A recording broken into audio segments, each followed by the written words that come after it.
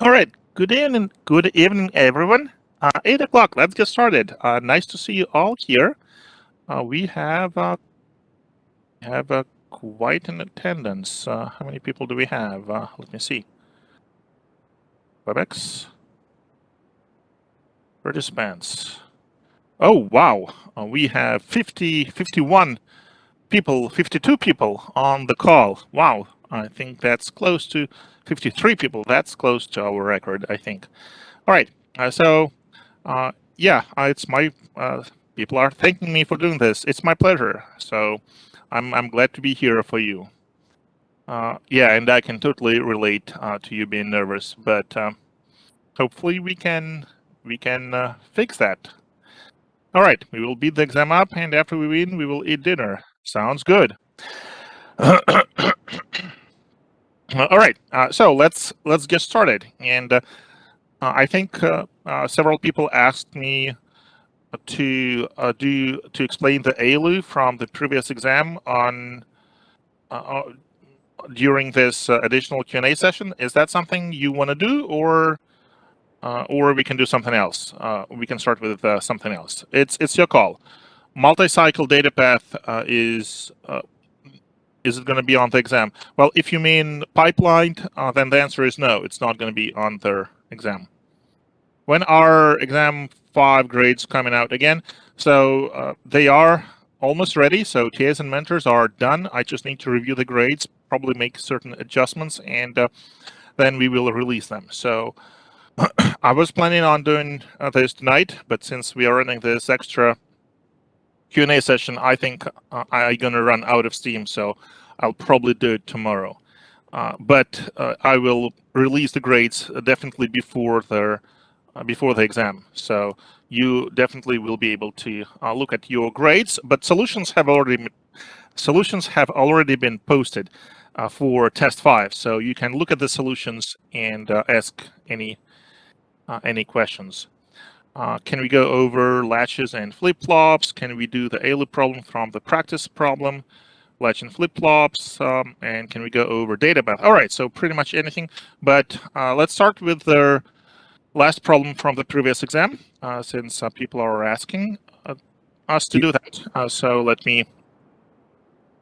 Sorry. Do you mind if I ask a question before that? It's fine by me. So if other people do not mind, I'm fine with it as well. Okay. So we talked a little bit about flip-flops, like D flip-flops and memory, but I don't remember us ever using memory. So will we have to know how to make a register using flip-flops and then accessing that memory? So you only need to know what we talked about. So we're not gonna expect you to like know we won't give you the register file and ask you to implement it, because that would be way way far from what we have been discussing.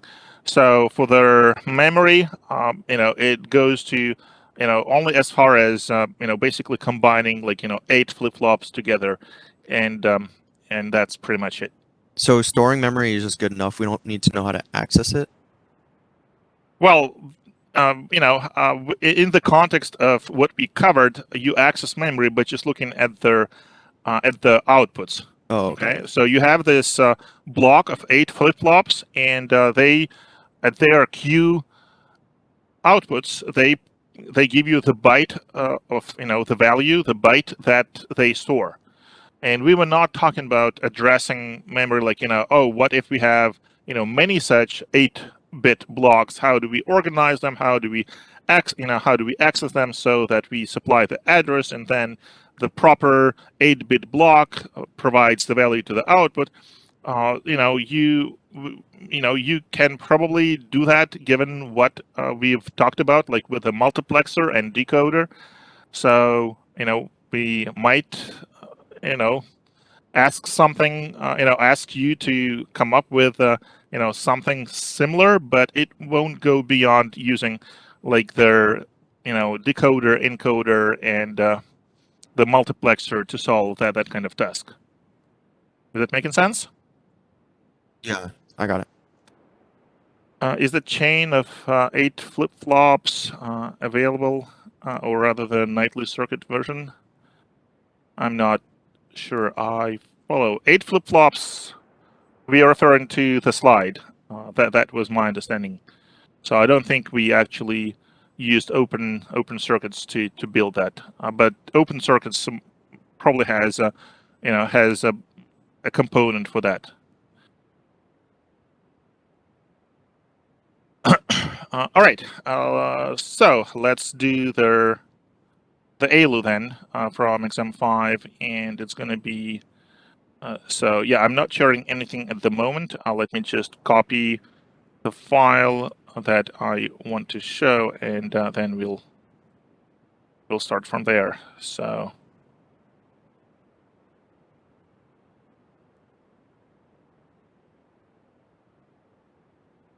It's test 05-04, I believe. And let me just copy it, and I will start sharing in just a minute or so.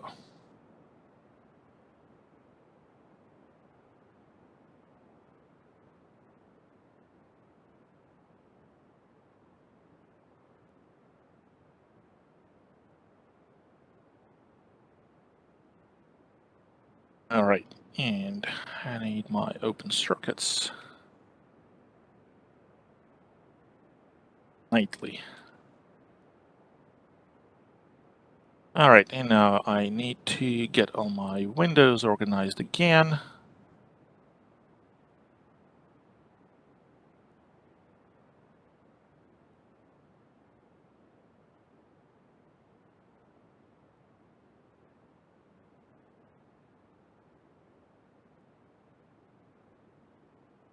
And the chat.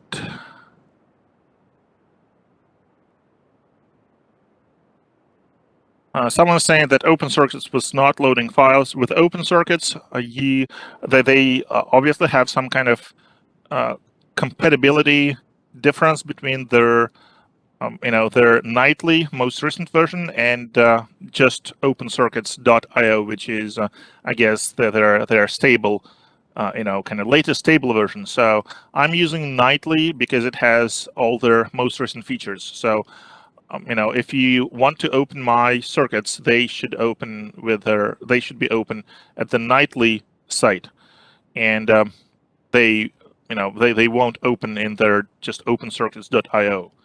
So, but if if you're having any issues and you think it might be a bug, I suggest that you report it to the developers. So they have a great team, Open Circuits. It's an Arcus project, and they have a lot of people on the team. They're very, very responsive. Like, they really amaze me. Like, one day I talk about something that Open Circuits is missing, thinking that it would take them weeks, if not months, to actually implement it. So it's really nothing that I should be concerned about in the nearest future. And then a few days later, Leon tells me that it took them two hours to implement this, and now this cool oscilloscope feature is ready to be used. So they are an amazing team.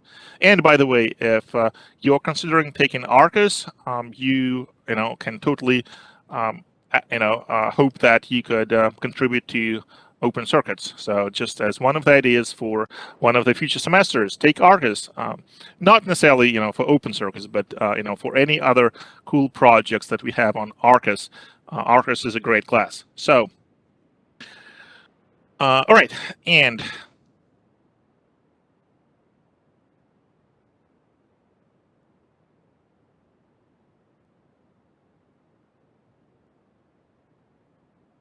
someone's saying, yeah, they don't want to put a lot of time into studying things that are not on the exams or are less of a focus. All right, I can totally agree with that. So I recommend probably 3 major things to review. Like if you just have 1 hour and you don't have time to do everything, I would concentrate on 3 things. One, analysis of circuits, including circuits with feedback, which, as we know, opens the gate to sequential circuits, circuits that can serve as memory, circuits that have the ability to store state, to preserve state.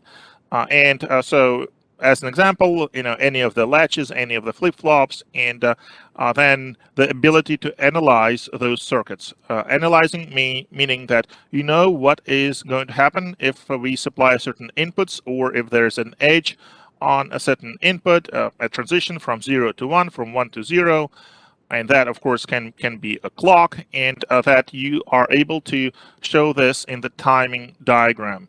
So it's very similar to one of the practice problems that we had. Okay, so you need to understand which inputs cause which changes in the circuit, and how those changes propagate through the circuit, because our gates, they have latencies. So, any change of input will only be reflected at the output with a certain delay.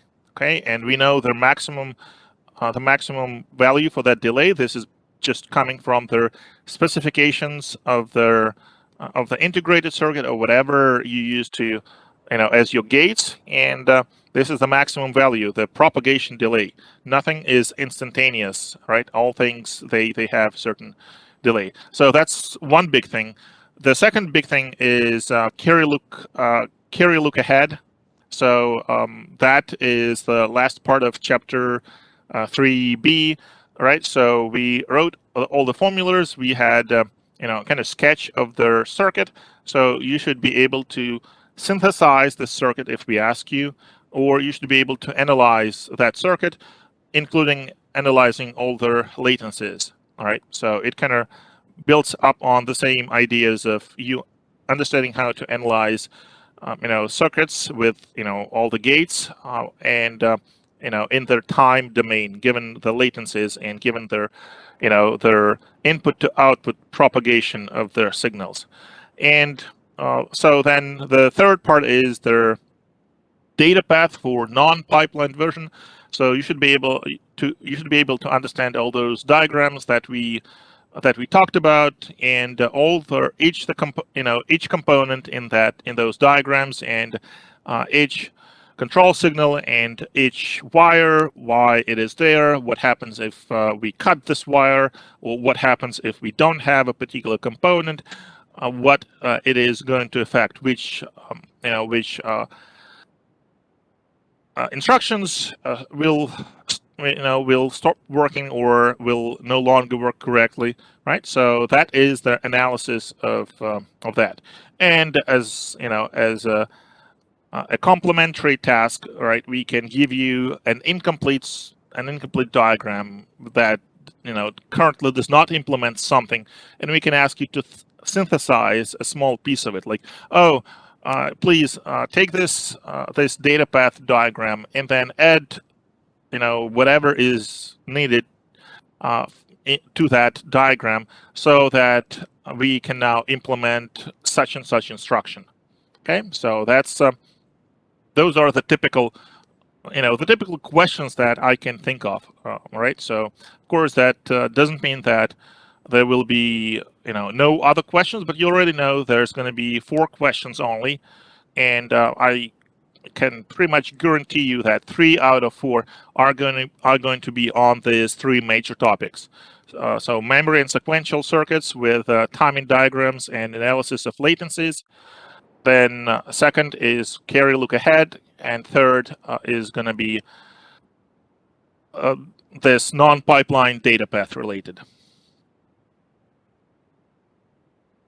All right, and I see new stuff is keep popping up. So let me start with the ALU, and then hopefully I can scroll up through the chat and pick up all the other stuff. All right, so test 05 circuit. So of their task, let me actually open their exam PDF.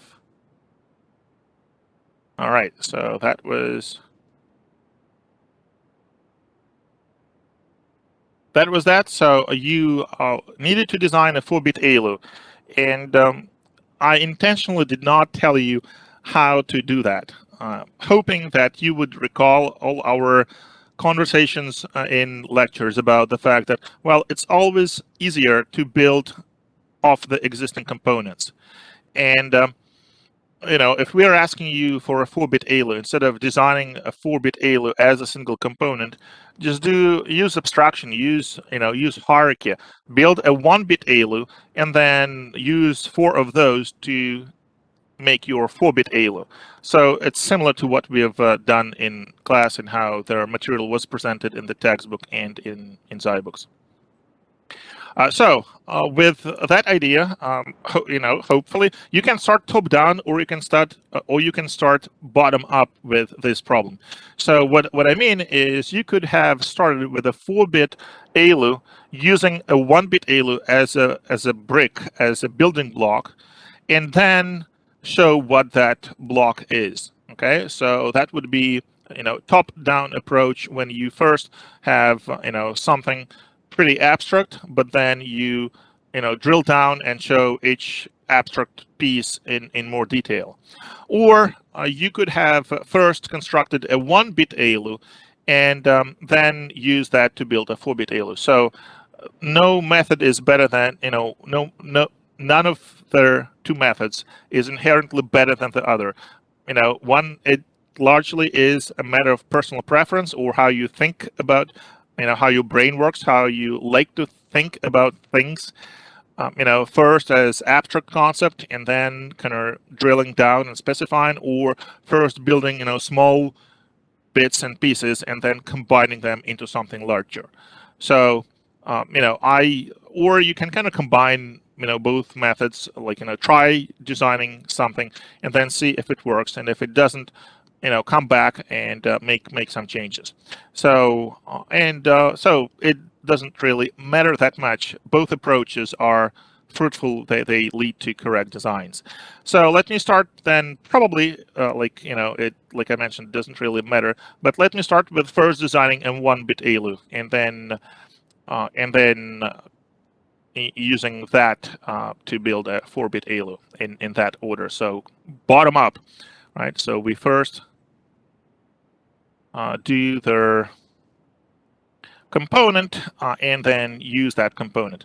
All right, so this whole part, if you open the same circuit, this whole part you don't need to worry about. All right, so the part that I'm looking at right now, it's just basically a circuit, that a driver for the 7-segment indicator. Okay, just to make sure that in the final circuit, you can actually look at their inputs as 2's complement numbers. All right, so this requires some work. You of course didn't have to do that on the exam. So this whole part, if you're curious, you can look at how it is done, but if not, you can just totally ignore it. All right, so then next part that I had to implement here in open circuits, because I don't know if they have a full adder, and yeah, they actually have a 1-bit full adder, which I kind of didn't. Oh, is it my 1-bit full adder?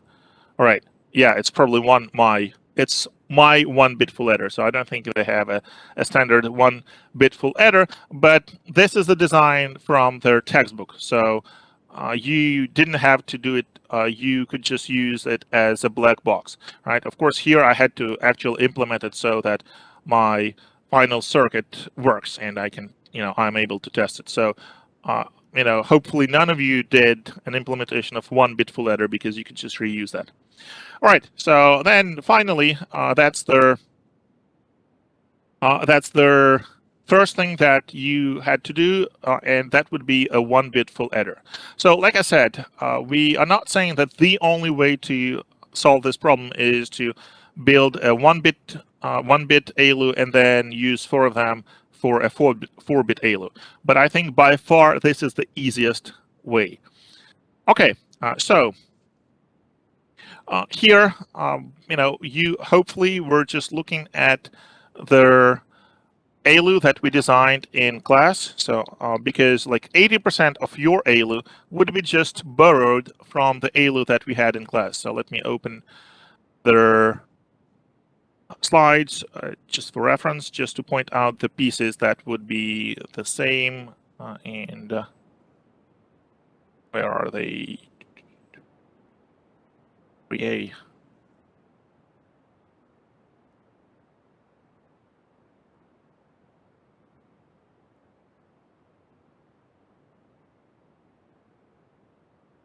All right, here is our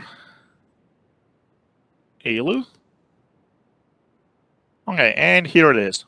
All right, so this ALU is capable of performing 4 operations and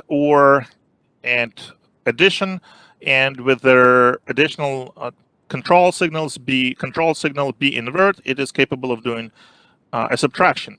Less than, it's it's an operation that you didn't have to implement, but you had to implement an additional operation. So, but the first like our logical operations and or they would all be the same. The difference would only be which gate you use. The addition, you use this adder, 1-bit full adder that you just use as a black box. So really no effort. So in our problem on the exam, on the test, we have AND, XOR, not B. So those should be very straightforward. This is an AND, this is an XOR, and this is not B. Okay, so they are just connected to the first 3 inputs of a multiplexer. So in our case, we are asking you for 6 operations. So obviously you need 3 control bits. So you need to use an 8 input multiplexer. Okay, so yeah, that's for the first 3 operations, that's pretty much it. Nothing really fancy. Okay, and yeah, I'm just trying to read the chat as I go. All right, so then A plus B, B minus A. So here it's kind of similar to the design that we had in class, but in class we had A minus B for subtraction. All right, so that kind of stinks, but wow, we can look at this and see, oh, but we know there are laws of our traditional algebra, right? So A plus B is our traditional addition. So A plus B is really B plus A. So now we have B plus A and B minus A. So it turns out that if we look at our design from the textbook, here we have A plus B, A minus B. So if we just swap A and B, if we rename and say A is B, B is A, we get exactly this. Okay, we get exactly what we need. All right, and that's exactly what we are doing. So if you look at my A is either inverted or not inverted. So it is decided by this multiplexer, and then it is routed to input B of the adder. And my B is routed to input A of the adder. Okay, so that basically takes care of my B plus A and B minus A. And then, of course, we need for our subtraction to work correctly. If we are subtracting, we need to have 1 at the Cin input. So we have 1,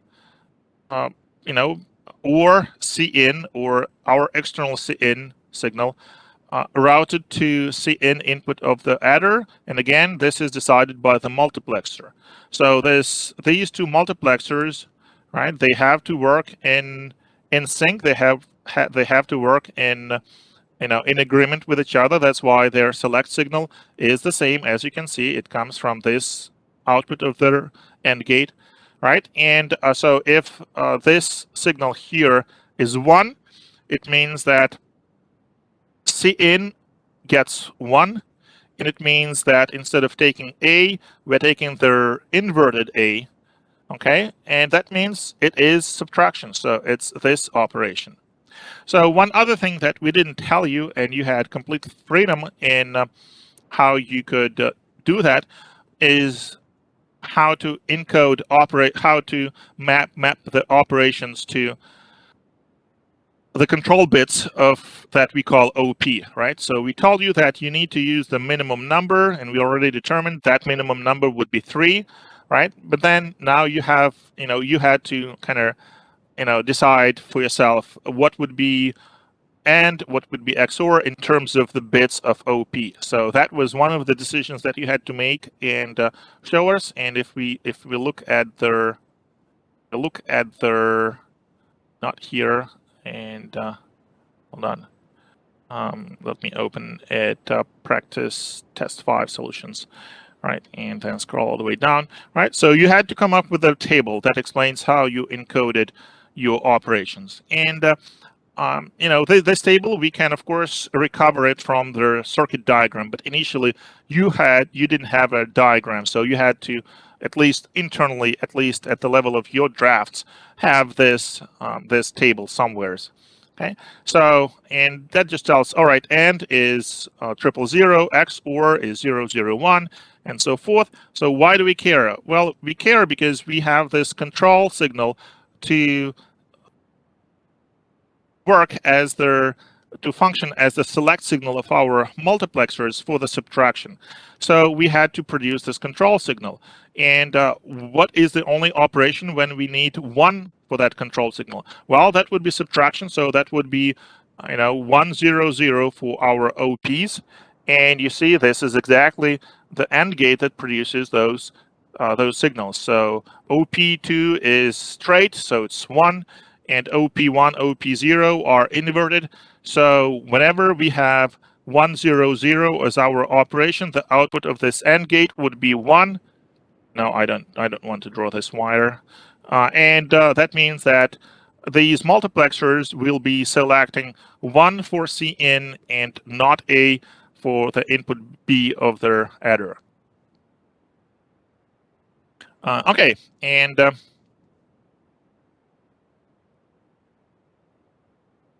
so that was their addition and subtraction.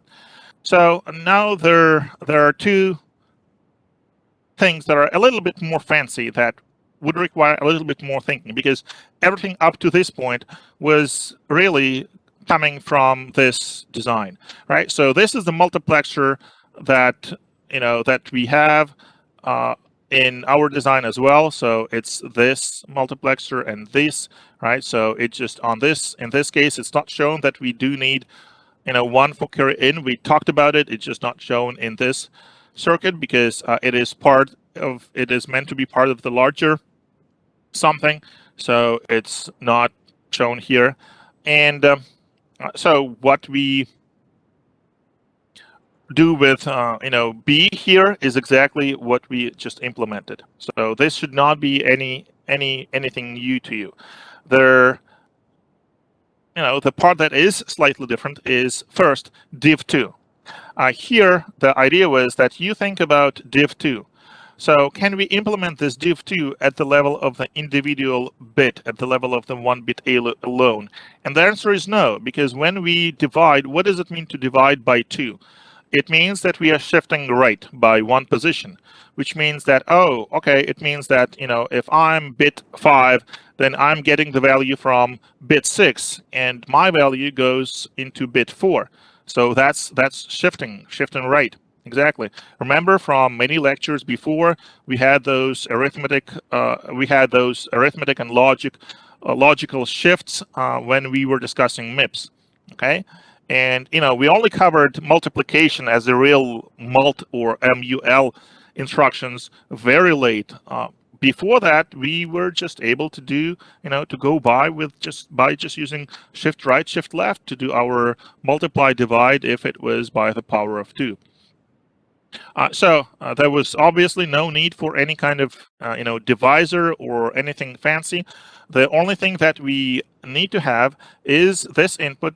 See, it's just an input that is routed directly to the output, and that was it, right? Because then when we build our 4-bit or 8-bit or 32-bit circuit, we would just using external connections, we would ensure that, oh, this input div2, if I'm bit 5, then I route the output from bit 6 to this input, and that would take care of that.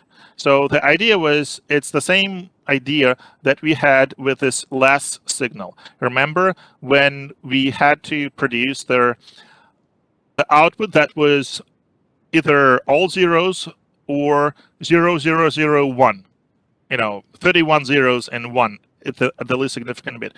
So we could only do that by, yes, designing our 1-bit ALU with this additional input, but then relying on the external connections to actually to complete this operation. So conceptually, this divide by 2 is very similar to less signal, to the SLT operation, right? Because it needs some support from 1-bit ALU, but by and large, it is a global thing. You cannot just do it at the level of one individual ALU and then just replicate it, right? It will need some connections between their ALUs, between the bits.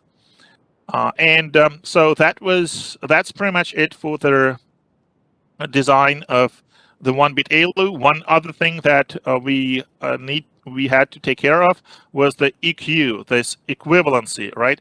Which is just a fancy word for 0. So basically, if two inputs are the same, and by inputs we mean A and B, then we want this EQ to be 1. If you think about it, this idea, it is the same no matter how many bits we have, right? So when do we have two values, 4-bit values, A and B? When are they the same? When all of their bits are the same.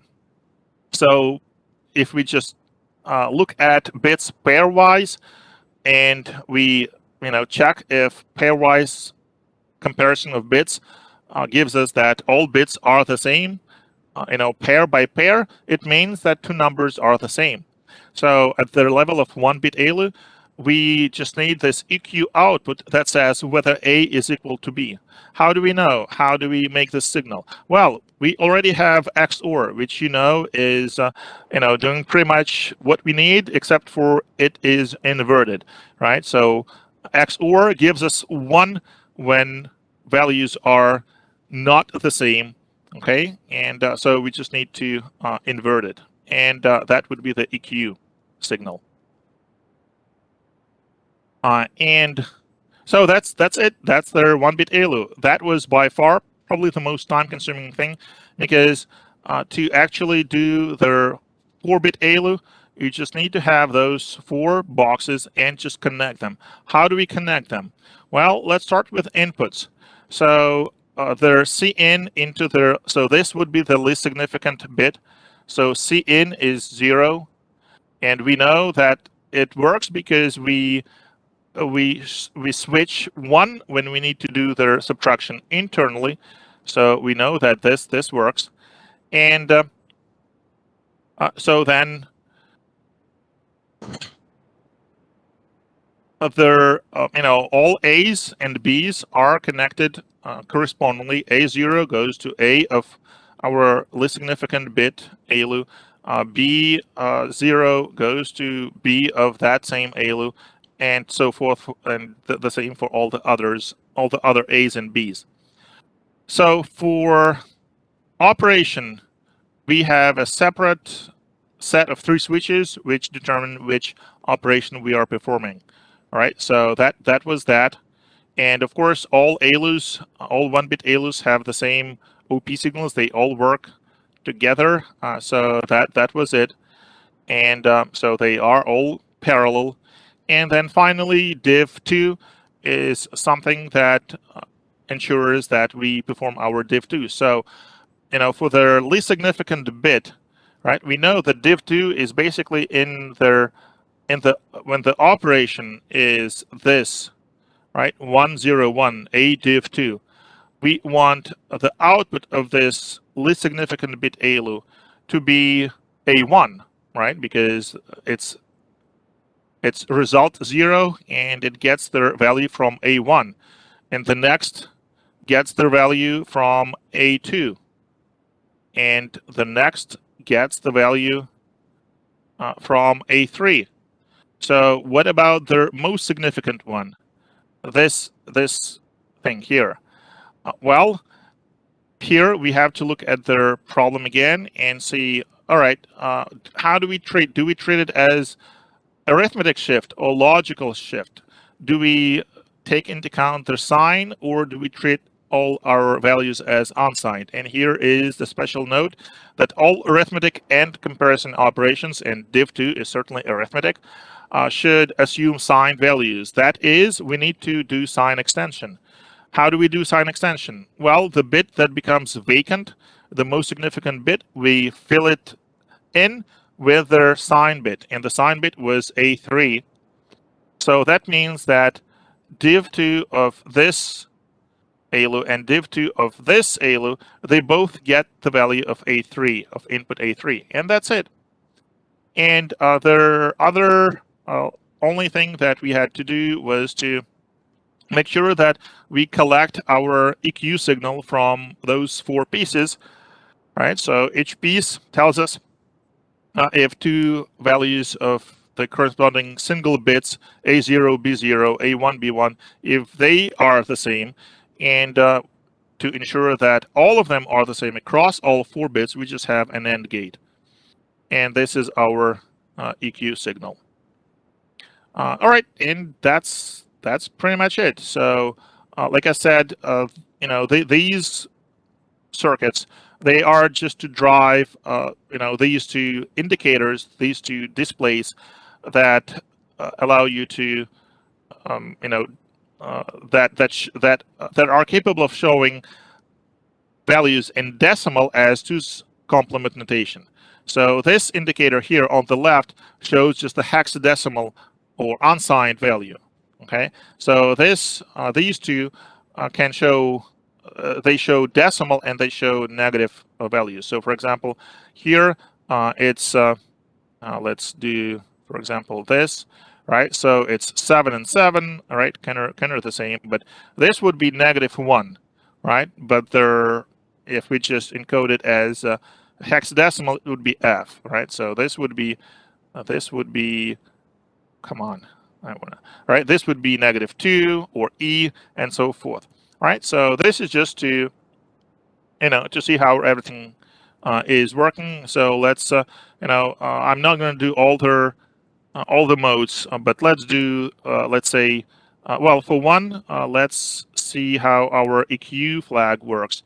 So, their A and B are different, obviously, and you see that EQ LED, right, which is this one, is not lit.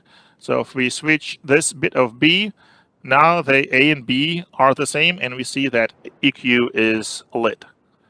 All right, and so then let's do the div2.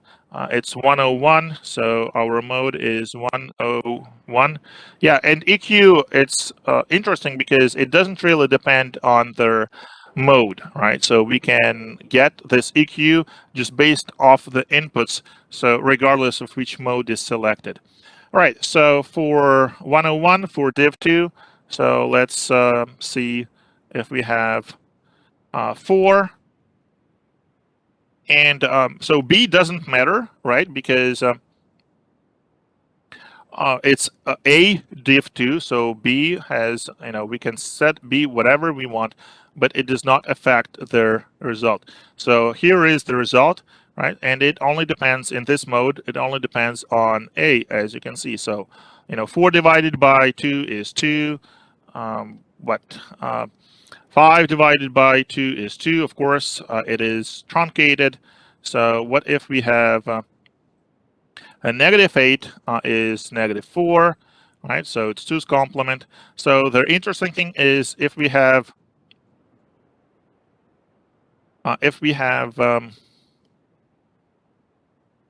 an odd negative number, then when we divide, we still truncate, but the truncation leads the result to be sort of rounded towards -infinity, right? So if we have -7, we divide by 2, we get -3.5, and it gets rounded towards -infinity, so we get -4. Whereas if we had a +7, then the truncation would have the effect of rounding towards 0. So instead of 3.5, we would have 3. Okay, so that's all about that problem. Any questions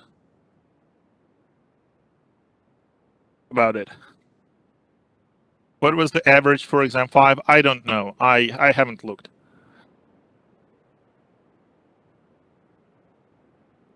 I know that TAs are done with the grading. I honestly didn't look. I don't know. I'm too scared to look. No, why should I be scared? If it's too bad, we're gonna curve it. So.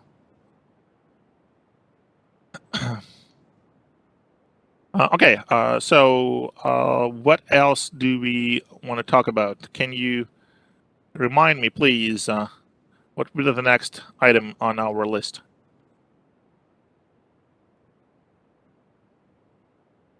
How? Okay. Latches and flip-flops, drawing timing diagrams, analysis of circuits. All right, so let's start here. Did you people have a chance to look at their solutions for a problem which was which was problem 2, and their timing diagram for it?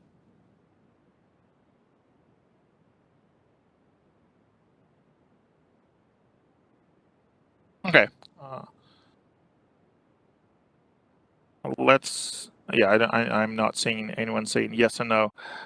So I don't know if. All right. Well, let me do it anyways. So it's going to be exam 6, and then it's going to be this baby.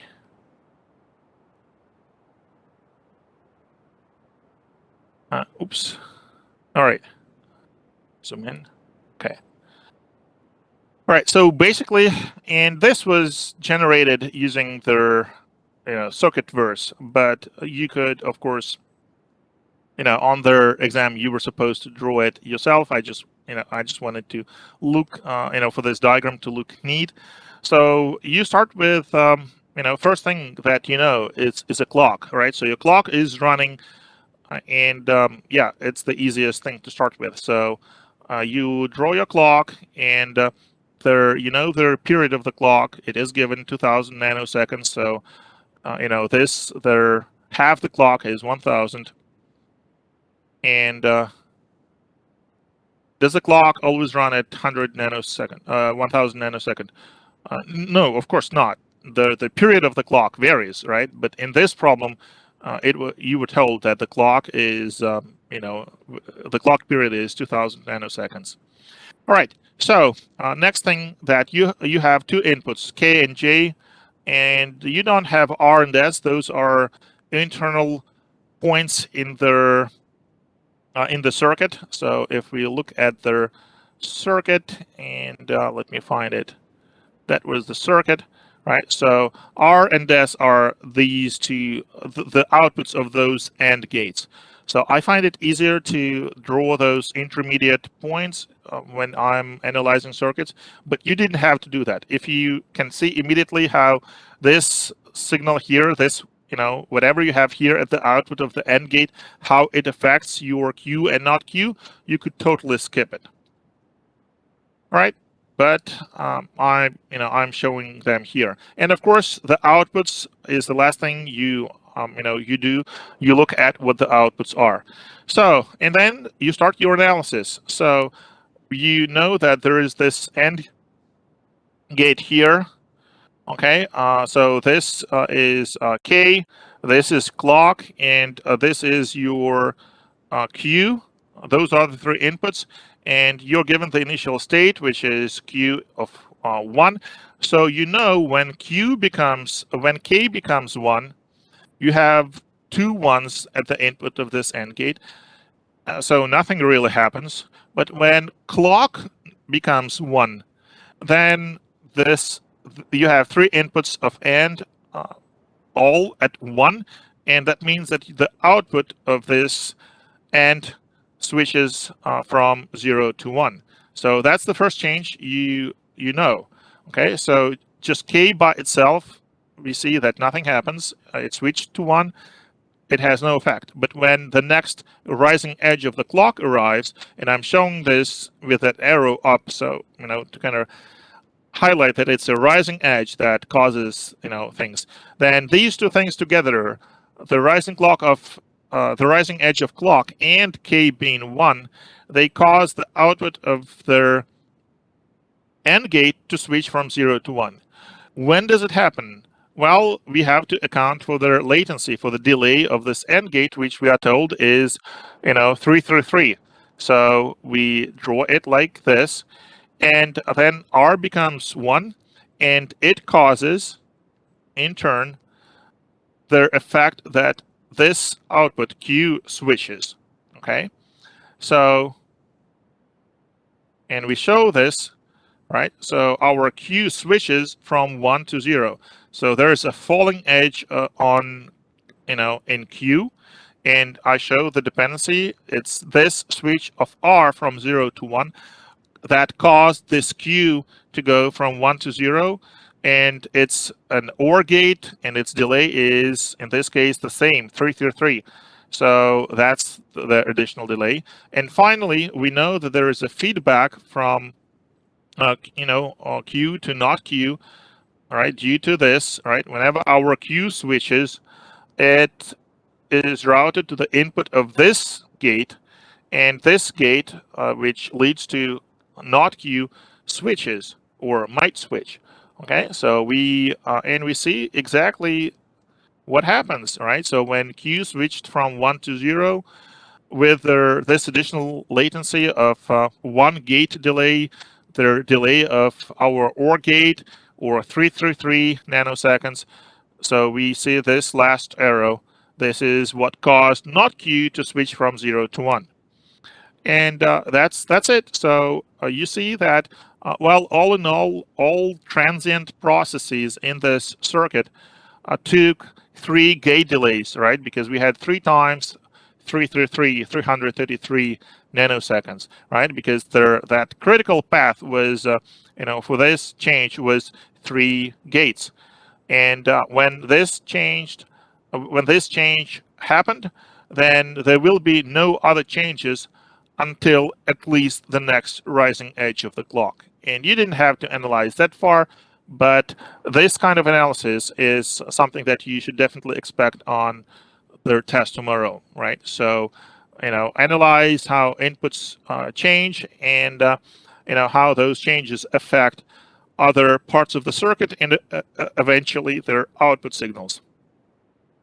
All right, so let me read. Also, with the diagram, are we to assume that the circuit is always active high? Unless it says otherwise. All the circuits that we have seen so far, they have, they treat one level as the high level. So it would be a reasonable assumption.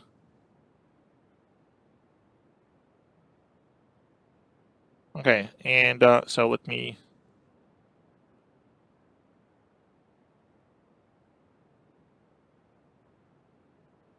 Are you expected to draw the arrows? Yes, because we want to, we want to see how you understand the causal relationships, right? Because the arrows in this case show that, oh, this change of clock and this K being 1, that's what causing this rising edge of R.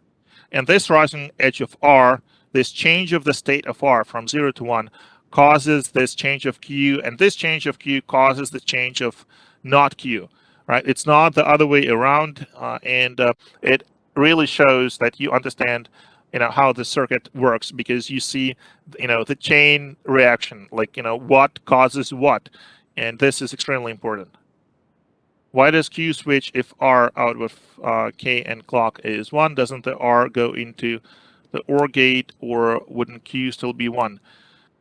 All right, when R goes from 0 to 1, okay, you have, and it might help to actually write the Boolean formulas for all your inputs and outputs, so that you can see. them clearly. All right, so where is it? Right, so this is my R, and initially my R was 0, and this second input of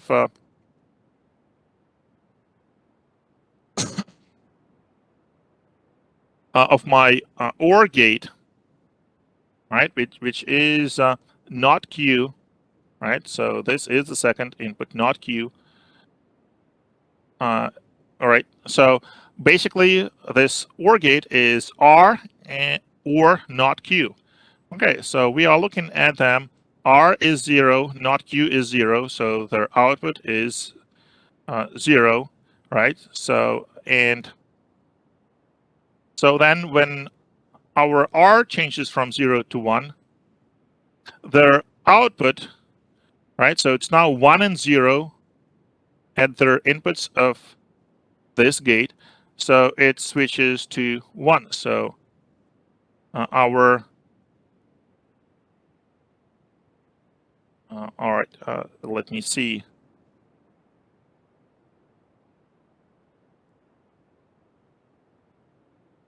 I believe it is inverted.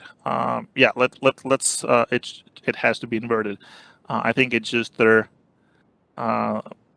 picture that is all right. Let me. Do we have a PDF there?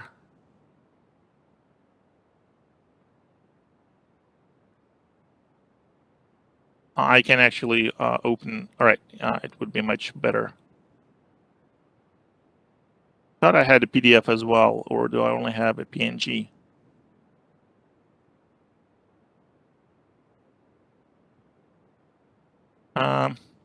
Right, let me open it in the browser. I think it's their background it's transparent. That's why I think that is what causing the problem. So let me see it.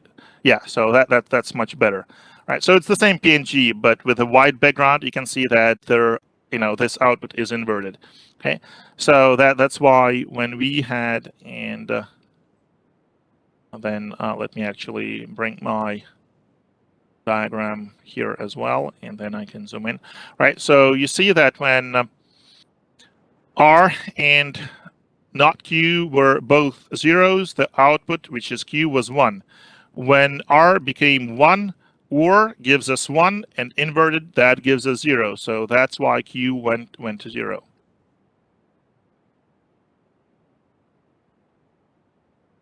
Again, someone says that their circuit sign wanted to be implemented already now. All right, awesome. Thank you, Open Circuits. You are a great team.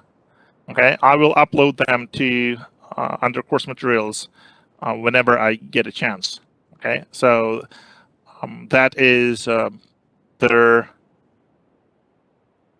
last two circuits, these ones, right? So this is nothing fancy. It's just a full 1-bit adder, and this one is their carry Lookahead adder.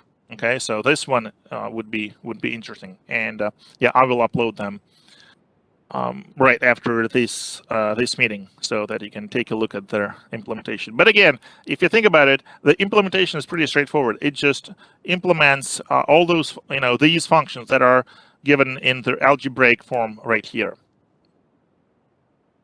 Okay, so I think I answered the question why Q switch if R is 1, right? Because it's actually inverted, which was not obvious in their previously when my PNG viewer was showing their picture with a black background. All right, R and S were just the AND gates. Those are the outputs of AND gates. Yes, and I just gave them those names, but to kind of because I could see that they resemble the R signal and S signals of the SR flip-flop, but you could have named them anything. So it doesn't really matter. If you didn't see what their function was immediately, it was fine to give them any names. Is R and S their AND gates? Well, they're not the gates, they are the outputs of those gates, right? We cannot, so in the diagram, Oh, come on. In the diagram, right, we cannot show their signal, right, of a gate. A gate is, at least, one input, one output, usually, several inputs, several outputs. So we label inputs and outputs, and you don't really have to label gates, right? Because if you draw gates correctly, using their the symbols that we are using, those fancy shapes, then you don't we understand that it's an AND gate or an OR gate or an XOR gate just based on the shape. You don't necessarily have to label them. And can we go over problem 5 from I assume this is from the practice test, right? From the practice problems. All right, this one. Okay, sure. So let's see what we've got there.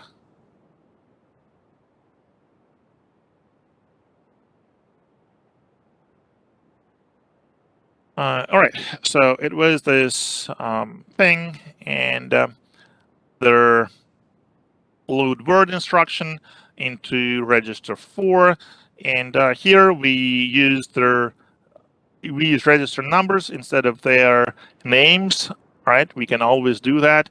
So that is just to make it easier here that I can specify, which values of registers exist here initially. And we assume the data memory is all zeros in the beginning, and those are the values of all the registers. Okay, and you need to tell us all data and control inputs of the registers unit, which is our register file, and all inputs of the ALU unit. All right, so we need the diagram for that, and 6 of 5 is that. I just want to make sure that I grab the right one. Is this one? So let me open it in my browser again, just to avoid any. All right, here we are. So all inputs and outputs of the register file first. So read register 1, read register 2. What would they be?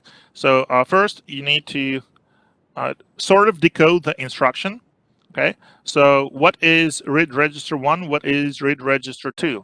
And if you don't remember it well, you can always do what? You can always look at the MIPS reference card, right? Which will tell you the format.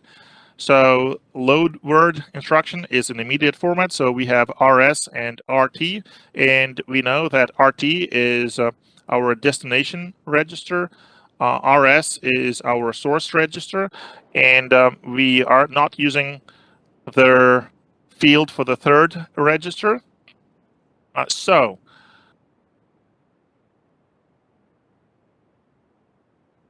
these two, right, read register 1, read register 2, are registers 3 and 4, right? It comes directly from here, 3 and 4. Okay, and then write register is 4.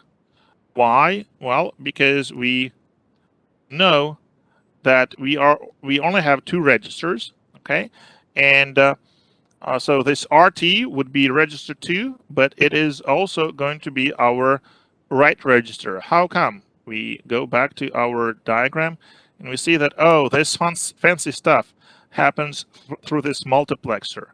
Okay, so our read register 2 is actually coming from the instruction word 2016.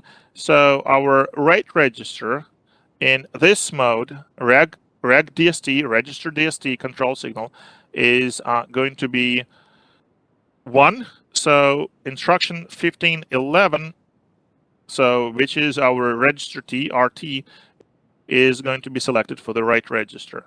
Okay, that's why write register is 4. And oh, this one is actually interesting. So read register 2 is instruction from instruction word bits 16 to 20. Okay, so we have to look at the format to see what it is going to be. Right, it's going to be here 16 to 20. This is our RT. So that we can verify that yes, it is going to be indeed 4. And so then what else do we have in our diagram? So we have write data. So are we ever going to be writing data into the register file? And the answer is no. Okay, so Hello, Professor. Sorry, this is Neha here. Sorry for interruption. I think a lot of students are still having trouble understanding the second one, the read registration section that you were okay, explaining. yep, Can you please do that again? Thank you. right. Thank you. Okay, so let's back up. Read register 1. This is instruction bits 21 to 25. 21 to 25. 21 to 25. This is RS. This is our source register, right? So that would be where is our instruction? Instruction is here. Okay. So all right, it's here. Let me just rearrange slightly. Right. So this is the register that we read, but we are not going to be writing to it. Okay. So this is register 3. What is the code for register 3? Well, we can again go back to our to our reference card, and we can see that well, registers are named sequentially, and yeah, we usually refer to them by their names, but we can also refer to them by their numbers. And 3 is the number, and predictably, register number 3 will be encoded with their bits that would be converted to a decimal 3. Okay, is that making sense?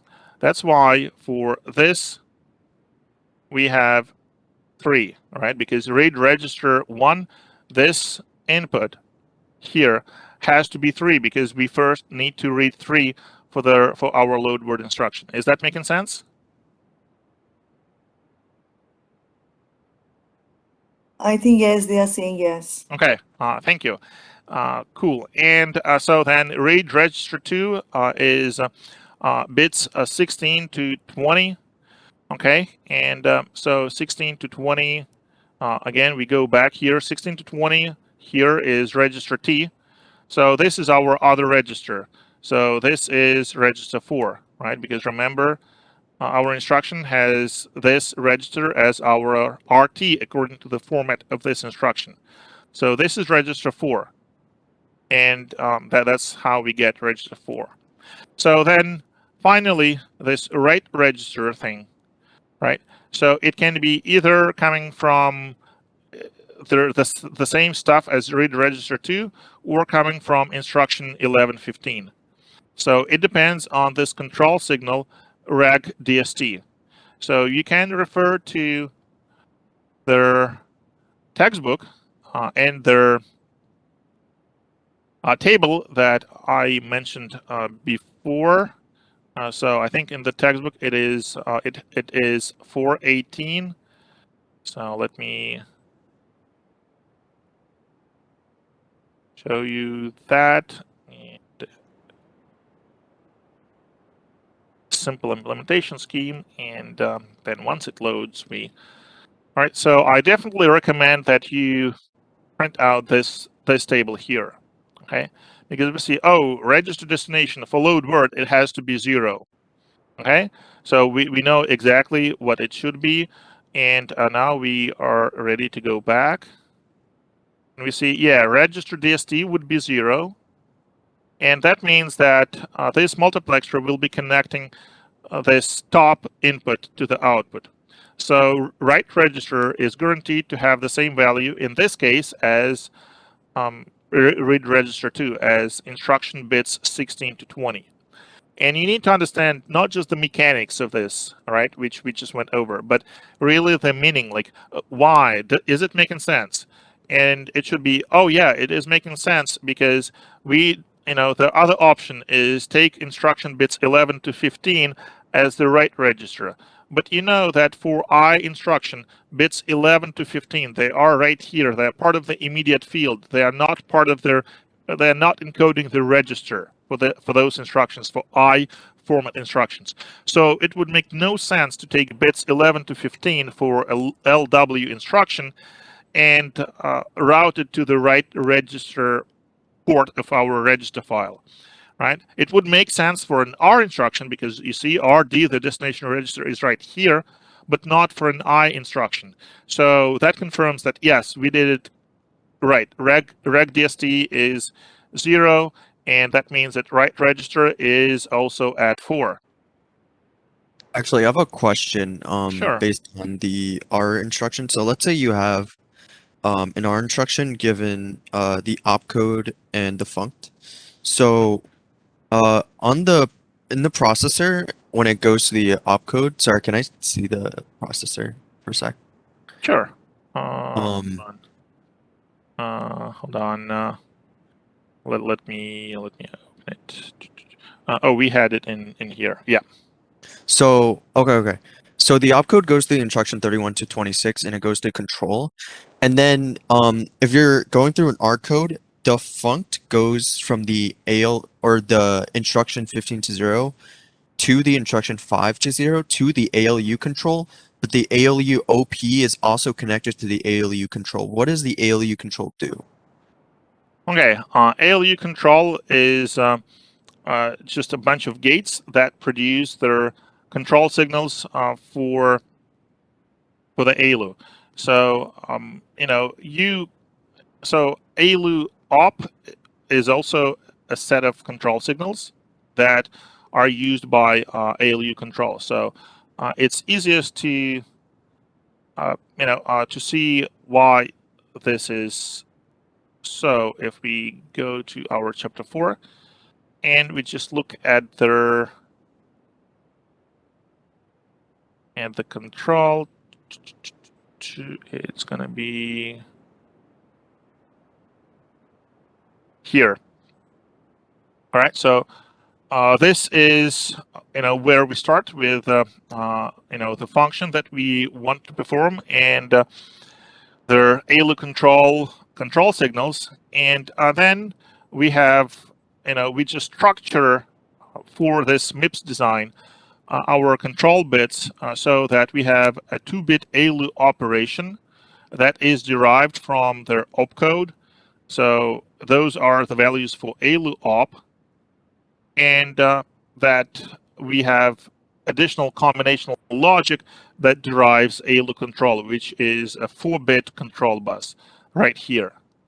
Okay, because for their ALU control, we need to distinguish, let's say, between add and subtract or add and AND, whereas ALU op, as you can see here, will have the same code 10 for add, subtract, and or and set on less than. So it's just the way that we structure the control signals for this particular MIPS design. It's a design decision. It doesn't mean that it is the only way to do that. We could totally, we could have totally done it a little bit differently and just have, their the operation uniquely determined by their opcode. The reason it was not done, their thing is opcode for all R-type instructions is going to be the same. Okay, and that's a design decision done by MIPS designers, and that's why. So they just decided to keep the opcode short, and for all R-type instructions to share the same opcode, and then use the additional bits in their that we call funct to tell exactly which arithmetic or logic operation that is. So for all R-type instruction, in all R-type instructions, this opcode is going to be 0, all zeros, 6 zeros. And then their actual function is determined by this, this additional funct field that's another 6 bits. And because of this design, they kind of follow their ALU op to follow their instruction opcodes. You see, like they pretty much correspond to, their instruction opcode 00 for load store and 01 for branching and 10 for R-type instructions. Okay, so now we need to have this additional level of, additional set of control signals that would allow us to produce their ALU control bits so that they correspond to their ALU functions that we want to perform. And we can see, for example, that ALU control that actually goes into ALU, right? 0010 is addition. So for any ALU function that is addition, we have the same ALU control 4 bits, right? So here. And we see that subtraction is 0110, so it's different. We see that for AND, it's all zeros. For OR, it is 1. For less than, it's 0 and 3 ones. Okay, so that's why it is a little, a little more complicated than it could have been, but it is basically because of the way their opcode was structured. So ALU op is derived purely based on the opcode, and it is convenient for us to have this single control circuitry that has only the opcode as the input. And you can see that just based off this opcode, we can produce a lot of the vast majority of our control signals that we need for this for the processor, but not all. As we have seen, for ALU, we cannot produce all control signals just based on the opcode because very different operations that demand different ALU modes will be sharing the same opcode, all zeros. Okay, that's why we have this ALU op that is produced by this black box control, and it is used as the input along with their funct, right? So this instruction 0 to 5 is the funct field to produce the actual four control signals that are used by ALU. Is that making any kind of sense? It's a good question, and it's a really advanced thing that you noticed. Is that making sense, or I can explain it again? Yeah, I'm starting to understand this a little bit more. I think this pertains more to the project than it does for the test. But yeah, I can see how it's just like it's just the opcode and they just split up the opcode in terms of the ALU control. Exactly, and ALU control is an outlier in that it cannot be produced. So we cannot make alter control signals for ALU based just off the opcode, and that's why we have to incorporate this funct field instruction 0 to 5, right? And in theory, we could have produced all the control signals for ALU in this ALU control box, and just have instruction 2631, the opcode, routed here to ALU control blue ellipse as another input.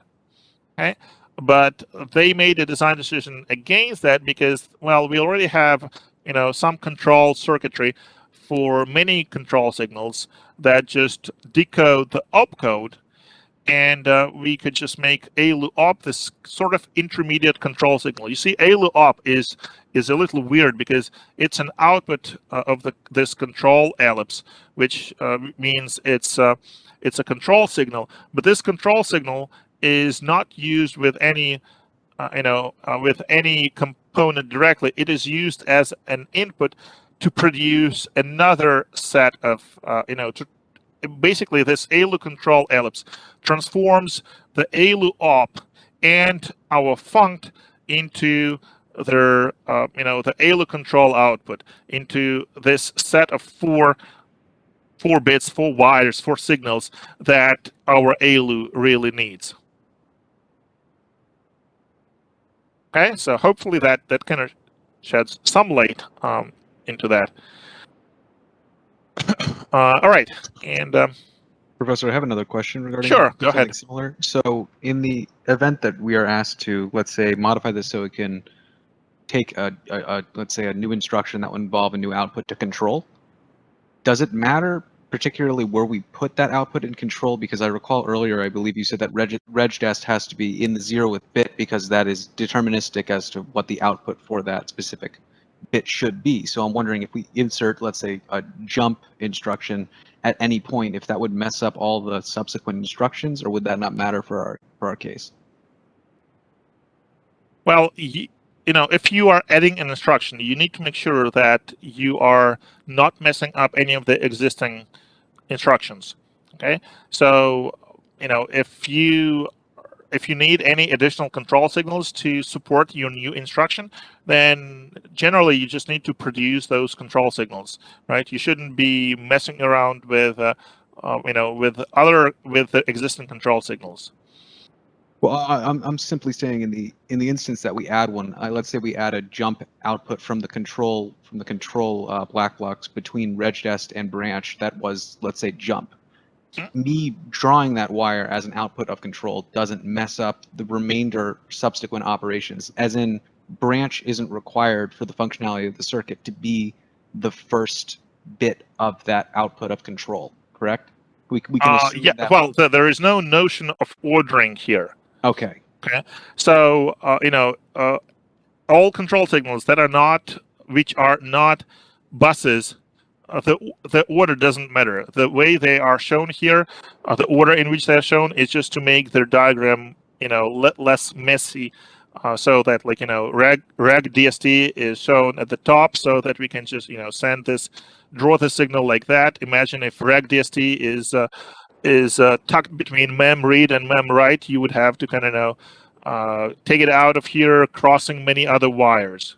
So usually we try to draw any electrical diagram so that we have as few intersections as possible, right? With wires without making a connection. That is their right. So that's the only reason why reg DST is at the top here. We could have shuffled them all. It wouldn't make any difference, except for buses. So in buses, they're it matters, because in buses, unless we give wires their separate names, they are indexed. So we would have ALU op.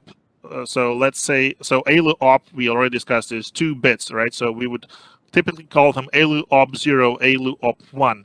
And of course, you cannot swap them because they are different control signals, just running together in this bus. Does Actually, that make then, sense? sorry to cut you, but Yes, that does make sense. Yeah, go ahead. I have another question. So, what if there's a J-type instruction, right? You have the opcode, but the address is 0 to 25. How is it able to read the entire address when the instruction is going through like multiple like write and read registers? Okay, so the J instruction is really a blessing, because it is very easy. All right, so it's very dumb. It's just unconditional unconditional jump, and so for this instruction, the format is opcode, and everything else is just their. Here it is, right? Here it is, and everything else is just the address. All right, so we don't need pretty much anything except for the only action that the jump instruction needs to make is to take this address, and of course we only have 26 bits, but then we know that this address has to be word aligned, so we need to shift it left 2 positions. So from 26 we end up with 28 bits. And we just need to load those 28 bits into their 28 least significant bits of their PC. And that's it. That's all this instruction does. Here is their implementation. So you see that we take, so we still need their opcode, right? Because the opcode will decide which instruction that is. But it just means that for the real one is this jump control, this jump control signal, right? So for all other control signals, we largely don't care. So your control circuit, this control ellipse, can produce any signals for all other control signals if it's a jump instruction, right? Because we really don't care. So it would be like an X in the table, don't care signal. So the only one that we care about is the jump, and that jump needs to be 1, so that instead of writing this whatever we have at the lower input of this multiplexer into PC, we have this upper input of the multiplexer connected to the output, meaning that and the output is actually the new value for the PC, as you can see. So, we take 26 bits from the instruction, that's the address. We shift left by 2, so we just get 28 bits out of 26.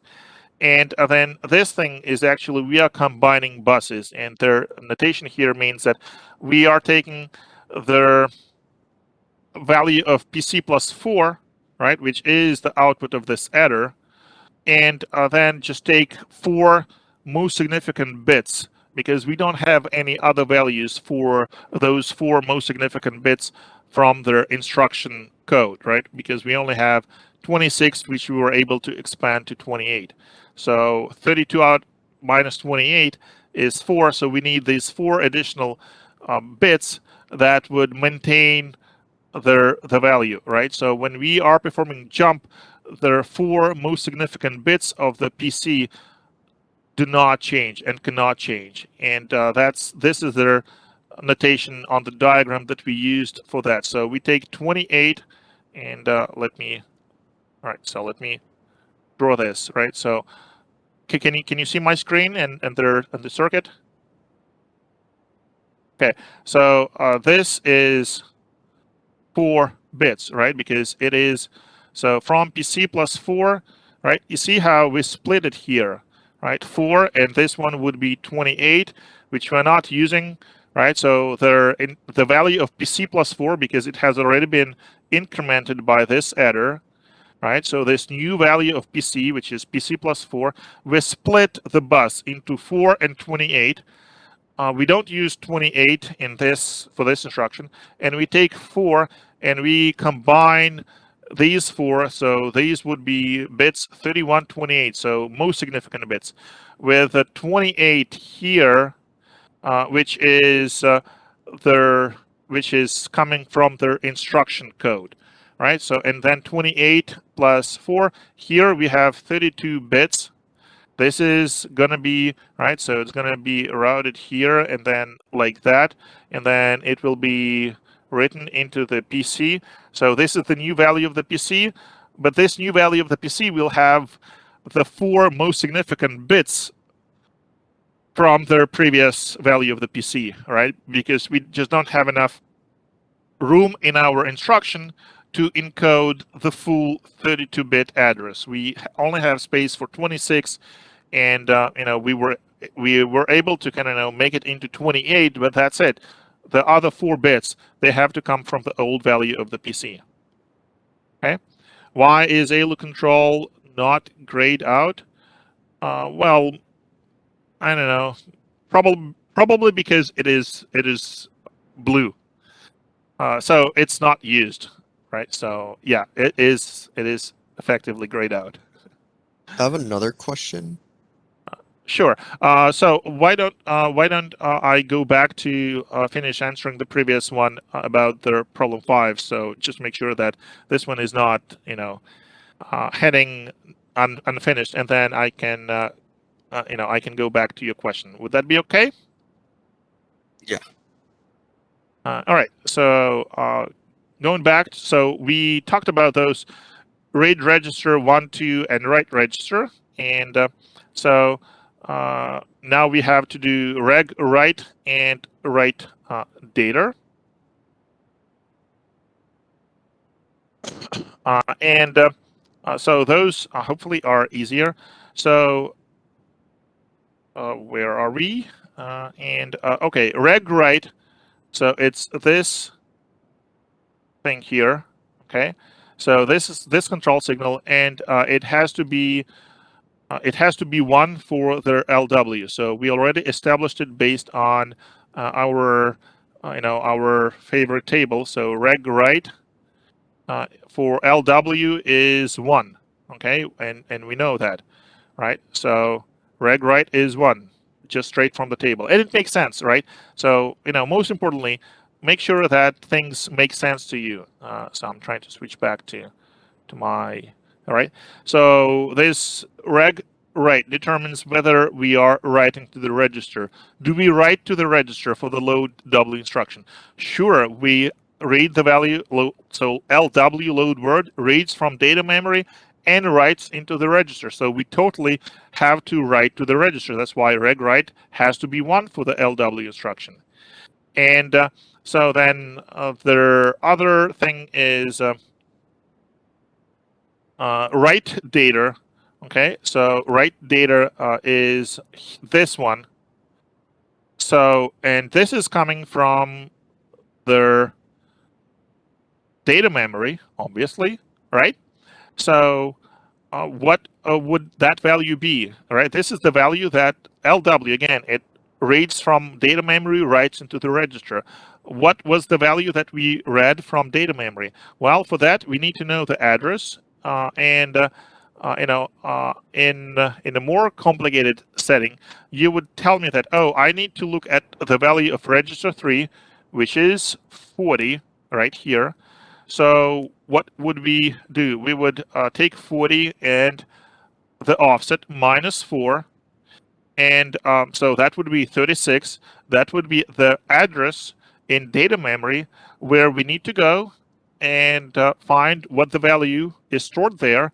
And it would be the contents, it would be the right data input of our register file, right? So again, this is a bus. This is not a single bit. Write data is the entire 32 bits. So that would be in a more complicated problem, but we made things a little easier for you. We say that assume that all data memory is initialized with zeros. So now no matter which address you read from data memory, you read a 0 value. That's why you have this 0 here. Okay. So what about ALU? That's the second part of the question. Well, ALU would of course be computing their address for the data memory, and we just talked about how it is computed. It is 40 because their register 3 had 40. So when we supplied register 3 as our read register and we read the value from the register file, read data 1 would be 40. So this input of ALU, the top input of ALU would be 40. And it's 32 bits, of course, but 40 is decimal, just to make things again easier. And then the other input of the ALU is -4. Why? Well, because it is coming from the immediate field. So this 0 to 15 from the instruction is the immediate field because it's an I instruction. It gets sign extended. So, but in decimal, it would still be -4, right? -4. If we gave you the hexadecimal here, right, it would be a little bit more complicated because you would have to make sure that you extend the the negative sign. But -4 stays -4, right? In decimal form, that's easy. So that's why, and you know that this multiplexer here, right, is gonna be switched so that their bottom input is routed to the output. And you can check it with ALU source control signal. Again, we can go back to our table, ALU source. We see that for LW instruction, ALU source is 1 right here. And yeah, so that kind of confirms our our idea that yes, so it's going to be routing this lower input to the output. the input with number, that is numbered 1, because we want the sign extended immediate field routed to the lower on this circuit, lower this one input available. So it's going to be -4, right? That's it.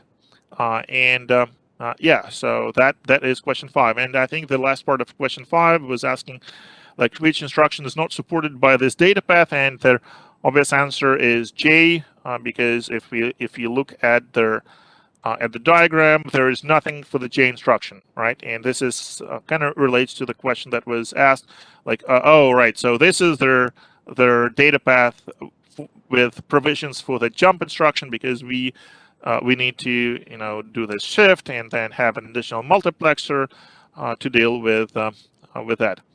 All right, so did I answer questions about that problem 5 from the practice set before we continue with other questions?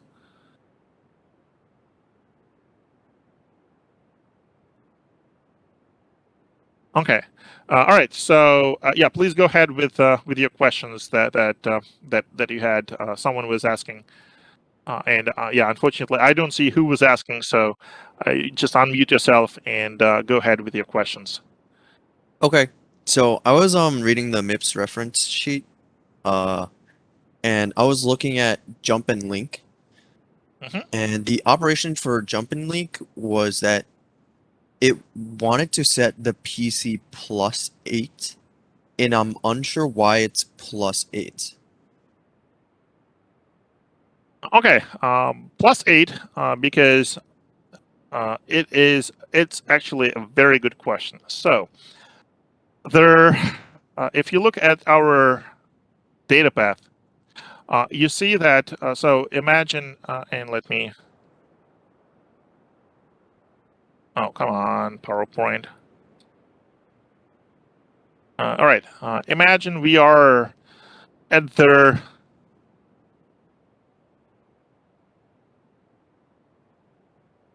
rising edge of the clock, and imagine everything. So let's assume that instruction execution starts with the rising edge of the clock. So this process of fetching instruction and then decoding instruction and everything else that we talked about, it is counted relative to this rising edge of the clock. Let's imagine that the value of PC at the start of executing the instruction is, let's say 40,0,0,0. All right. So what happens next? We read the instruction. So basically, we take this address that ends in all zeros. We take it to the instruction memory, which spits out the 32-bit word, which is our instruction. Okay. And of course, there's certain latency, and then everything else, happens, like the control circuitry starts making all the control signals, and then of course there is some latency here, and then the instruction contains certain fields that come to the register file, and then the register file starts accessing those requested addresses from the register file, those registers, to supply data, and so forth.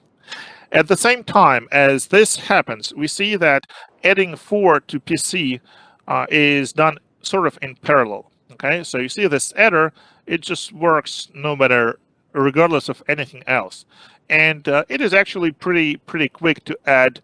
The adders, as you remember, are just very few gates, so they have a relatively low latency. So here, very shortly, so I, let's say here, right, at this moment of time, this adder will produce the correct address of the next instruction, 0040 0004. That would be the address of the next instruction. And so then this value, counterpoints to not the instruction that we are executing, but to the next instruction fairly early in the instruction execution cycle. Okay, so That means that when we are performing JAL instruction, right? So let's go back to our MIPS reference card and read, this. We see that, well, this PC plus 8 is really only plus 4 relative to this already incremented address. So plus 8 refers to the instruction next to the one that we are executing. And that's why that address gets written into, so R31 is our RA register. So 31, we can check it here, is RA register. Okay, so that's the simple explanation, if you will, why it is plus 8, because it is plus 4 relative to already plus 4'd PC, because it happens very early on in the execution of the instruction. And you can see that in like in all the, let's say, branch instructions, we never take PC, right? Because PC disappears even before the instruction is decoded, right? And it is replaced with PC plus 4. Okay, is it making sense? Yeah, so it's technically PC plus 4, exactly. All right, and yeah, go ahead. We still have time, and I know you had many questions, so please let me know what to talk about next. Can we review carry Lookahead? I don't understand it. So with carry Lookahead, it's really, it looks complicated, but it's really not that complicated if you remember or if you printed out the formulas. So it's going to be in 3B, I believe, 3B, all the way down. All right, so their design can be a little messy, especially if we have an adder for a lot of bits. Like, for 4 bits, it's not too bad, but for more bits, it gets messy. But their circuit will be just a direct implementation of the formulas. So, do you understand the formulas? Those generate, propagate things. Yeah, and someone posted a YouTube video. Yeah, thank you. I'm sure that would be very helpful. But the key idea is, if you understand those generate and propagate formulas, then it should be pretty straightforward to implement them, like in our solution here. And like I said, I will post my open circuit solution since it has been converted. Thank you, Open Circuits team. In right after the meeting.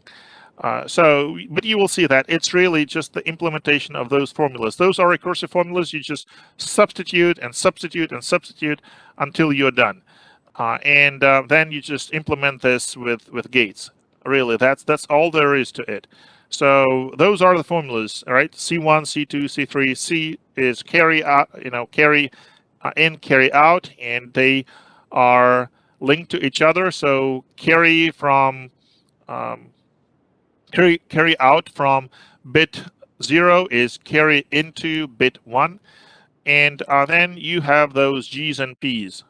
Okay, and that's pretty much it. And this is a little, a little of a complication here when you don't want to do carry look ahead for too many bits, because see, this is for for 4 bits, and it is already pretty messy. But you can imagine what it would be for more bits. So you kind of use the same approach that we've seen before. You break it down into pieces, and you have 4-bit ALUs, for example, that generate a single G and a single P, and then you have this special circuit that kind of combines them together and helps to produce their carry signal for the next 4-bit block. Okay, so the idea is that GNPs we generate, and they are inputs into this separate CLU carry lookahead unit.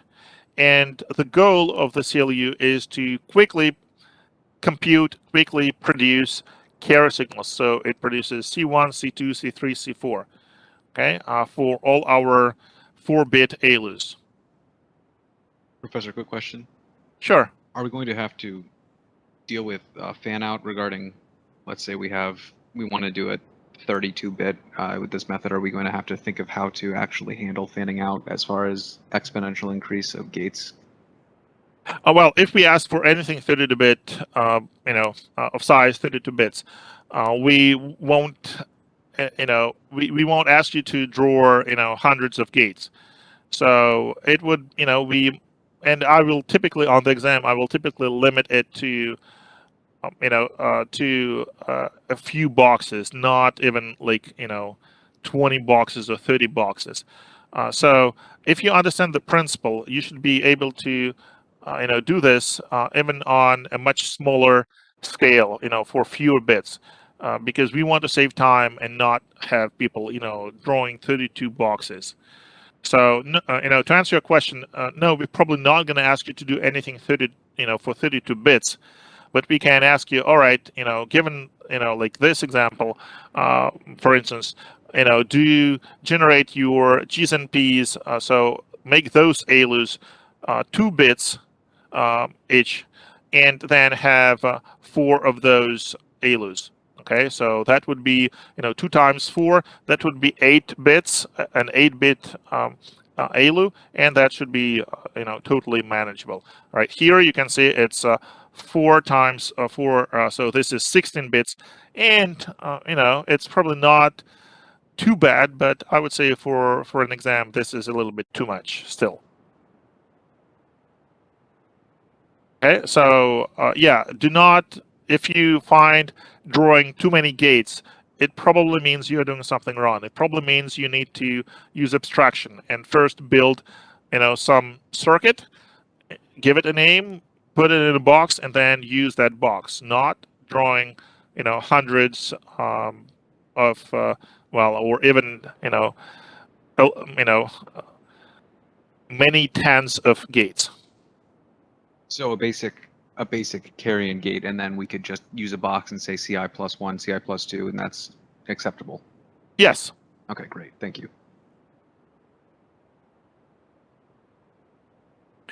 All right. So yeah, continue with the questions, please. Go ahead.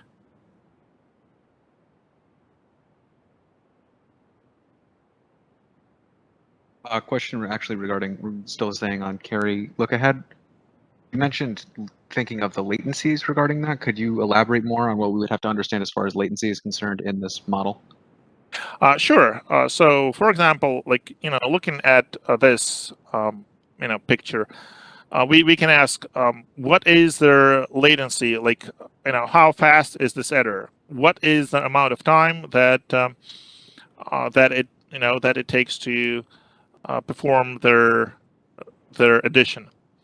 And to answer this question, you of course, and we will give you, the latency of a gate. It can be a number or it can be just a variable. Like assume the latency of each gate is t, and then you would have to look at their at the parts and just compute their latencies along the path that the signal propagates. So, and we can look at a simpler thing first, which would be a 1-bit adder. Let me find their circuit.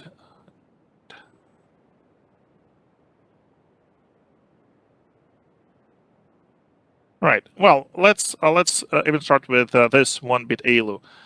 All right. So, what would be the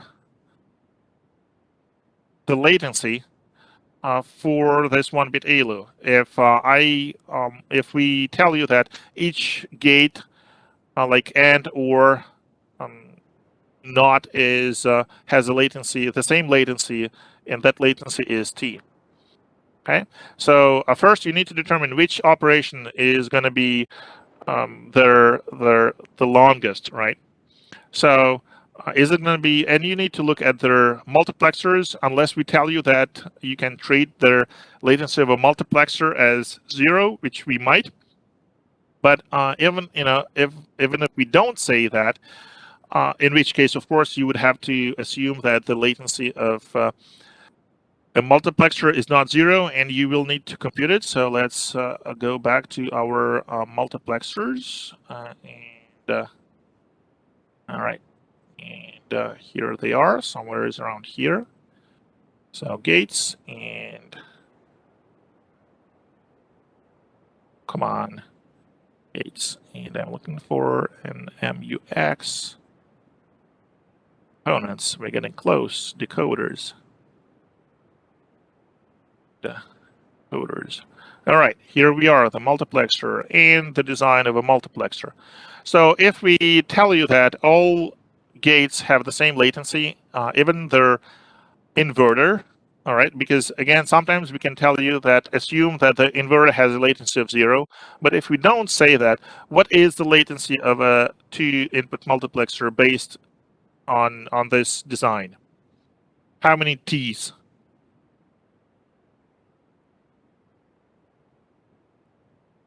And let me scroll down. All right, 3 T's or 4 T's. Why 4?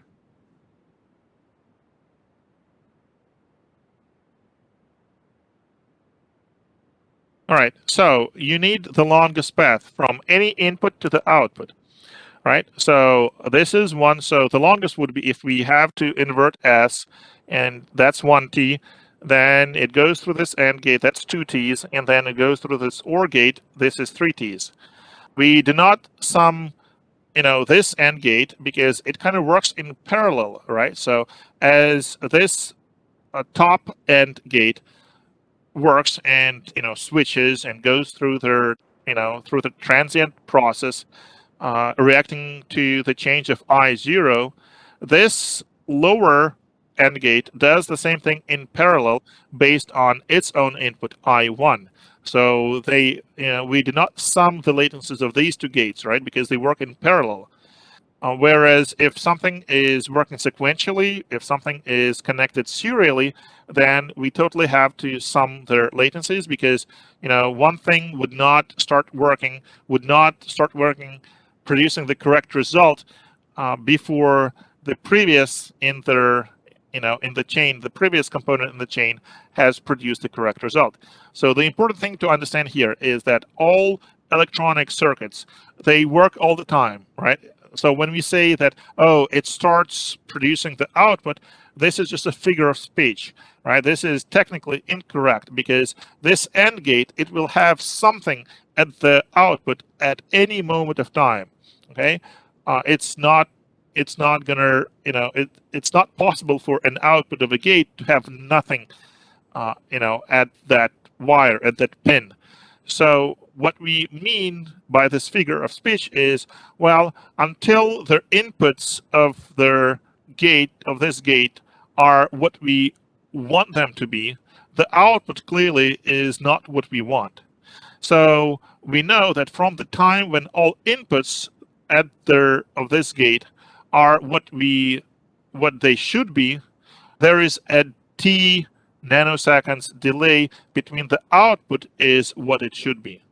Okay, so and then we kind of roll back and say, all right, what about the inputs?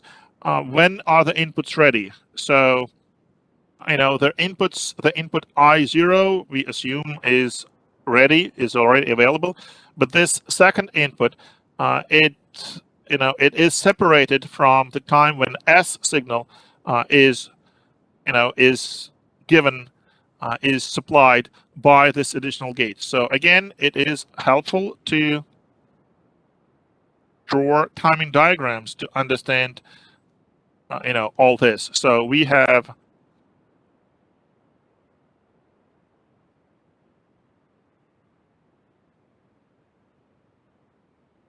S, I0, I1, and O. right? So, and assume that all signals, input signals, are supplied, the correct values are supplied at the same moment of time.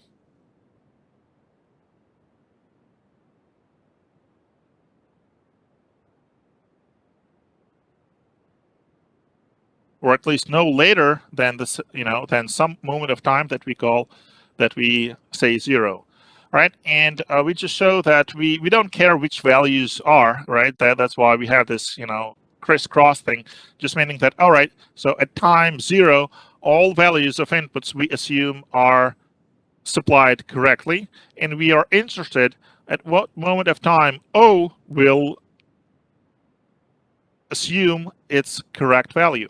So clearly for I1, we know there's only, so for I1 and I0, so there are just delays of 2 t's.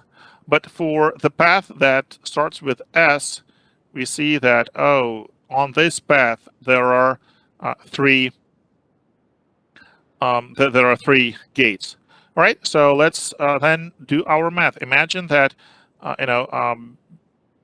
this S is all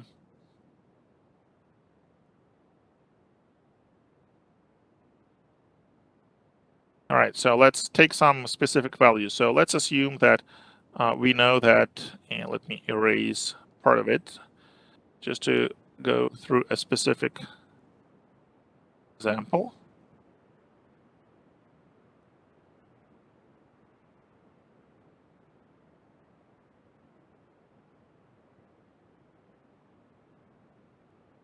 All right, so let's assume that previously our S was 1, and then it switches to 0. Okay, and I0 was 0, and it switches to 1, and I1, let's say it was 1, and it stays at 1. Okay, so this gate, the AND gate, it has S and I0, so it used to, and we probably need to, I don't know, let me call it, P or whatever, right? So this P output, it used to be, so it's 0 and 1, so it was 0, right, before T. And now that, right, because it is not S, which was 0, okay, and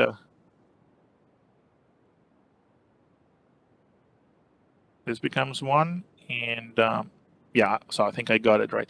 So now S switches from 1 to 0, and we know that the output of this inverter is not going to be immediate. So we have to add yet another signal. I don't know where to put it. I don't have room. So, but let me try it here. So this would be not S. Okay, so not S is their inverted S, but with a delay. So it used to be 0, and then it continues to be 0 before it switches to 1, right? For T, which is the delay of this inverter.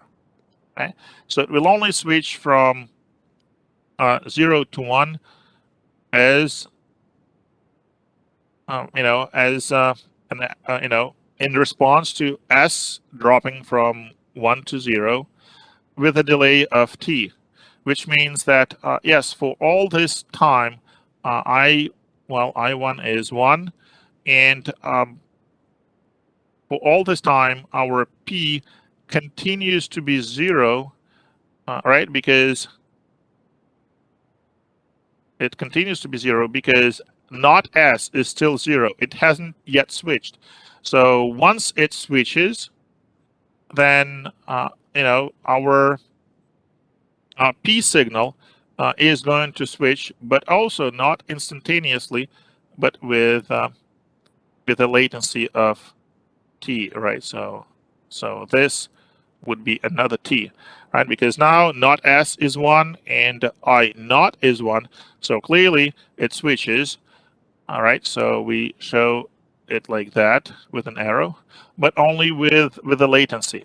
So you see how signals propagate through this circuit and how latencies of their components matter.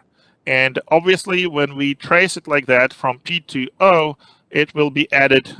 We will be adding another T, so a total would be 3 T's, and that's the longest path. If our S doesn't change, then it's going to be less than 3T, right? Because a path from a change in I0 or I1 to the output would only encounter 2 gates, and so their latency will be smaller. Okay, so back to the original question. So how do we compute their latency in a more complicated circuit? You just look at this and you make a mental note. Okay, so the max latency of these two multiplexer, right? So you say max delta t or however you call it is going to be 3 t's, right? And then just remember this result and then you use it. So it's the worst case, and we are doing the worst case analysis. So the latency of a multiplexer is 3t. That's all we want to remember in the end. And so when we are back to something like this, where we had not even this, but when we had our ALU,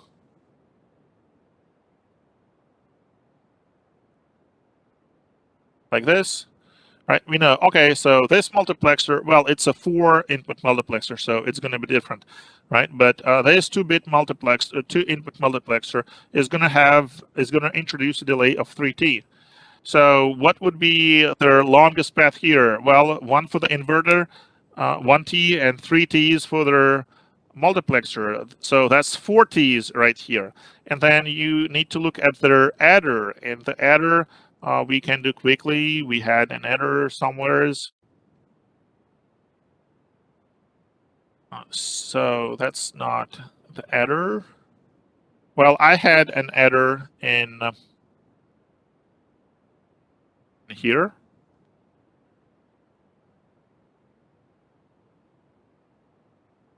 That was the adder, so let me open that up.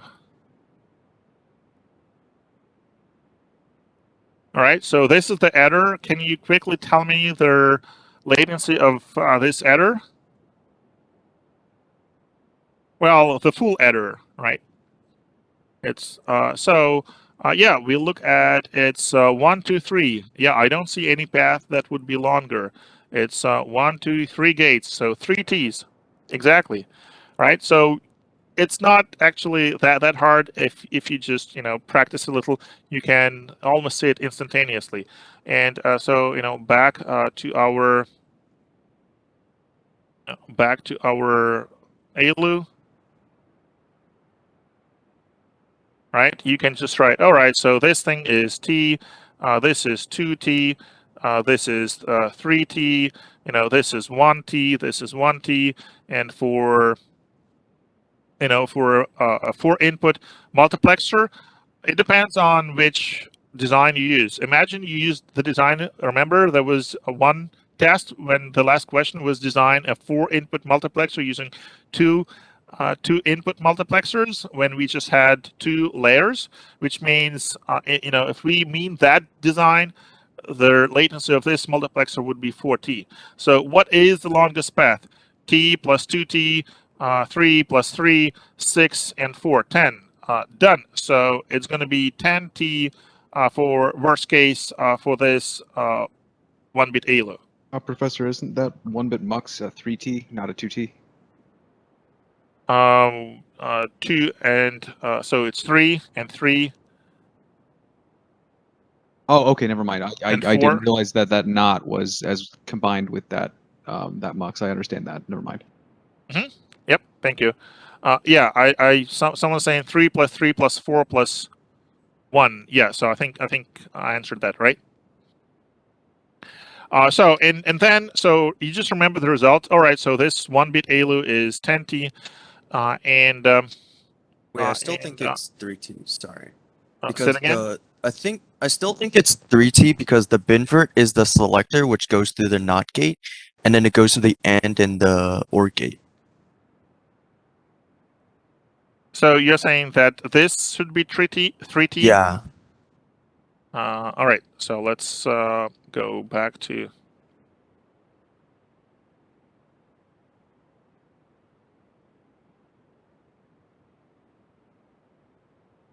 All right, so this is their. Oh, okay, yeah, this is 3T. Yeah, I don't. We had it written, so I just. Thank you. Of course, you're right. It's 3T, right? Because this is the result that we computed before. So I just, and of course, then this is 60. Thank you.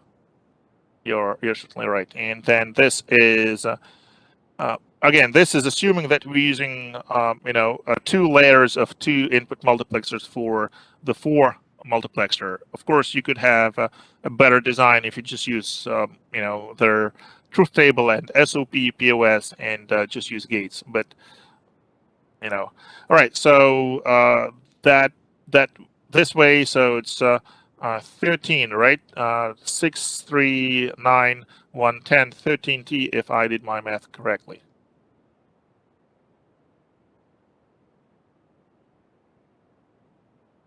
Okay. Any questions? Any mistakes? Any other mistakes that you noticed? Yeah, I had a question, Professor. Sure. So since you said the NOT gate counts as 1T, would that mean that if you had a NOR gate, that would be 2T? Well, that's where it gets shaky, right? Because and we will always tell you how to what assumptions to make, or you can make your reasonable assumption. So usually, like if you have, come on, if you have an AND gate or anything like that, making this AND in terms of the actual circuitry. In terms of the actual transistors that implement this NAND gate, is no different than a regular AND gate. So, logically, you can think of a NAND gate as an AND followed by their inverter. So, and logically, this is correct. But from the standpoint of their, electrical engineering, and again, it varies. It depends. There's no easy answer. But this negation can actually cost you nothing. It can you can just get it for free. Depending on their electrical design, how you design your transistors that implement this element, this gate. So it's not going to be it's going to be this logically, but it's not going to be this electrically, and that's why you can say, well, this is just T and this is just T. Is that making sense? Yeah, it does. Thank you. You're welcome.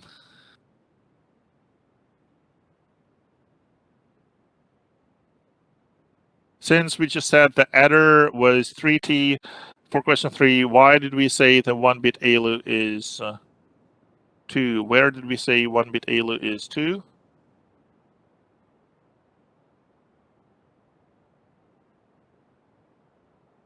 Yeah, please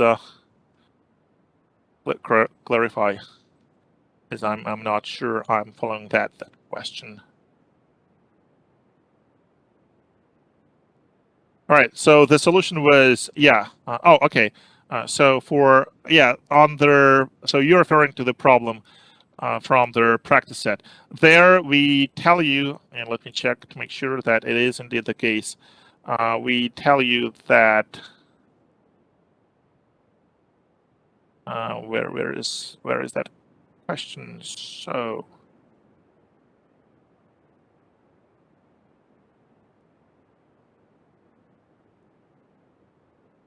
Oh, okay, it's a different question. It's question 3.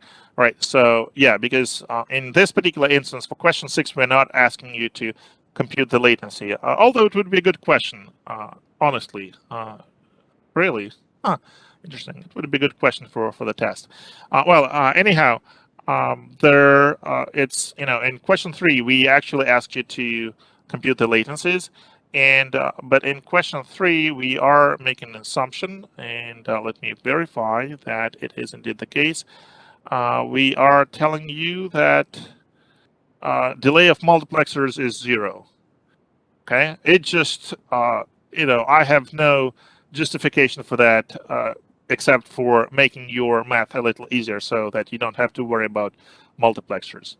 Okay. And so with that assumption, I believe the answer is 65. All right, but if you had to account for multiplexers, then just the formula is just going to be a little more complicated. If the multiplexer is 0, isn't the adder itself still 3t? All right, let's see.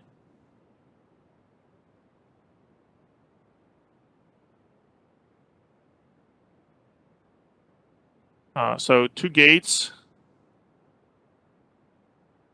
All right, I see what you mean. Okay, so let's go back to our adder. That's actually a very good question.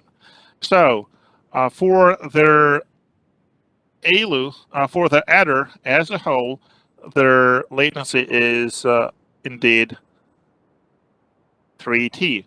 Okay. But what if we are only concerned about the propagation of the carry signal? That is the path from C in to C out. What is the maximum latency on the path to C out? And you have to look at all their, and let me make a screenshot of this so that I can draw on it. All right. So what are the paths that lead to C out? This thing here. All right. So, here is one path. Here is another path. Here is the third path. Here's the fourth path. Here's the fifth path. All right. So we see that all of them only pass through 2 levels, 2 layers of gates. So, if we look at the latency regarding C out specifically, it's only 2t. Okay, because there is no path that would include more sequential gates than 2. And for the propagation of C out, we don't really care how much it takes to produce the sum, right? For the ripple carry, recall we have this thing where we have C in connected to C out, C in connected to C out. So it's really the propagation from C out of one bit to the C in of the other. Okay, and yes, it will take each each adder to produce. It will take 3 t's, right? Because there is this path that goes through 3 sequential gates. For the sum, yeah, it's going to be 3t. But if we only had one bit to add, we would see, yes, sum takes longer to produce than C out. Sum is 3 t's, C out is 2 t's. But if we use this adder to build a higher order adder, like an 8-bit adder, a 32-bit adder, we see that the sum which is here is always going to be 3 t's, right? So obviously the sum output is not going to be what is problematic. Their problem is with this ripple carry, and yes, it's 2 t's for each carry, but then it is multiplied by the number of gates. Okay, but it's 2t for each one individual C out. Is that making any kind of sense? Let me.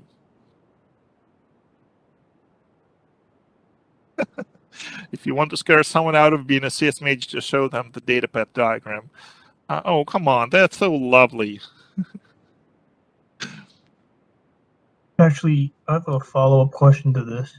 Sure. So, but for the ALU, right?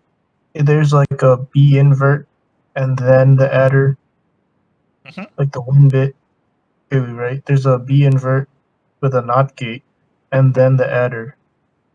So, wouldn't there still be a B invert before the adder? So that would make the ALU 3T, and then you'd have to do 3T times 31. Okay. Well, a B invert, and we have to look at how this whole thing is connected. Right. So B invert is supplied in parallel to all their ALUs. So there's no propagation in B invert. It's like Okay. with the operation, right? You see, it is if at time 0, B invert, carry in, this carry in, and operation are supplied. They reach all our ALUs at the same time, T0. And then, B invert and operation reach all their ALUs. But carry in is a different story because carry in has to actually pass through all the ALUs, right? And carry in is kind of chewed by this ALU 0, and it produces its carry out, which is then routed to carry in of their ALU 1, and that one does its magic, which of course takes time and produces carry out. So that's the longest chain. B invert here doesn't really B invert, and will only have its delay, but it's going to be very minor because it will be limited to the max latency of a single ALU. Whereas carry in, because it passes through all of those ALUs, it will have this multiplicative effect. Okay. Making For the sense? but for the very first 1-bit ALU, wouldn't the adder not be able to work until B invert has been passed? That is correct. The B invert is an external signal. So, and for external signals, like, we cannot add any latencies associated with them into our computations because we assume it's somebody else's responsibility. So we only count the latency for our circuits from the time when when the correct values for all inputs are given to us. And we call this time 0, and we start counting our own latencies from that time 0. Oh, but doesn't B invert like sort of use a NOT gate? Like in the ALU, there's a NOT gate. Well, it's not using it, so it is used as a selector for this multiplexer, but B invert itself here is not produced by any of our circuitry. It is an external control signal, much like the operation. But what I'm saying is, for the first bit, let's say B invert is true, right? B has to go through the NOT gate and then into the adder. B invert does not go through their. No, I meant B itself. It has to go through the NOT gate and then the adder. Okay, that is true. Yeah, so for the first ALU, wouldn't the total latency be like without the sum, just the latency of the adder? You'd have to wait for BA to go through the NOT gate and then into the adder. So then you'd have to wait 3T. Well, the adder is just this thing here. Yeah, So but I'm in for like question 3. Okay, so the question 3 is not about ALUs, it's about adders. So it's about those things.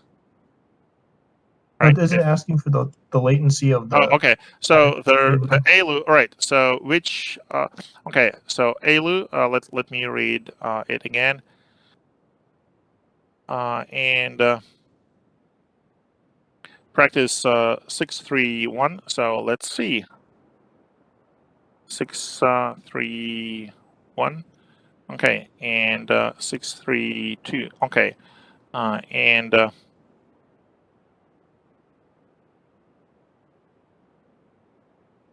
so let me open. Right, so here we are. All right, so again, we are for the propagation of, so whatever happens with B is limited, so from their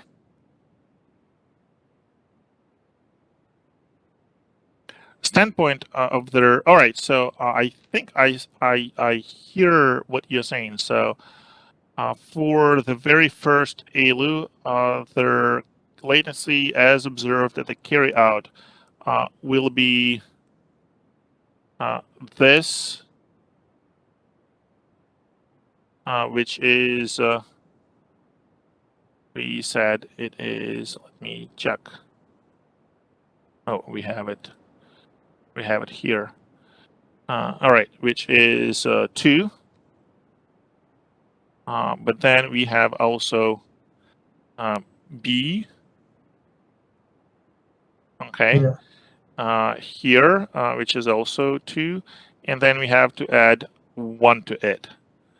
Yeah. Okay, so for the first one, it would be indeed 3 T's, because, yeah, that would be the longest path from here and then through here to carry out. That is correct. Awesome. Yeah, you are definitely correct. So let's, good job. Let's fix their, so, and I didn't account for it with here, right? So that's on, yeah, so it would be +1. Yeah. All right. Thank you. You're welcome. Yeah, and this 3 is just the last one. So clearly, yeah, I didn't account for this one. Excellent job. And yeah, so +1 is, as was pointed out, is because in the in the path to carry out, we have to account for B, right? From the time this input, this thing here, is is in the correct state. But unlike A, which is just an input, B has to go through this inverter in case if when there is a subtraction. Okay, so that means that for the first ALU, there is this additional latency of 1. Why is it only for the first ALU, for the least significant bit? Well, it's also for all the other ALUs, but their added latency of their propagation of carry in to carry out is longer than this additional 1T latency of all the other ALUs. So imagine, let me go back to our where we were.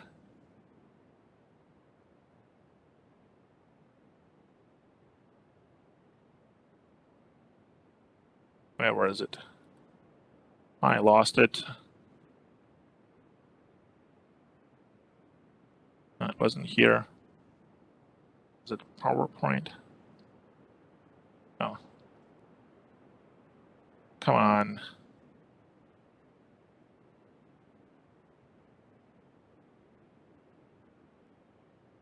All right, it's here, right? So there is still this added latency from B to carry out, but that all B's are supplied at the same time, times 0.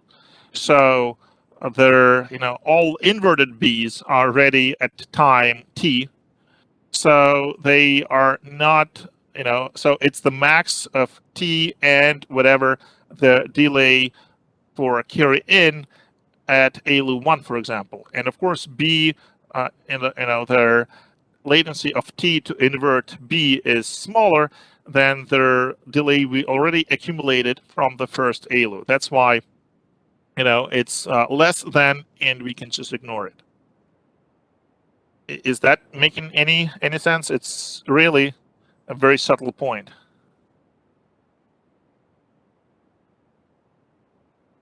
Yeah, that made some sense. Okay. All right. Cool.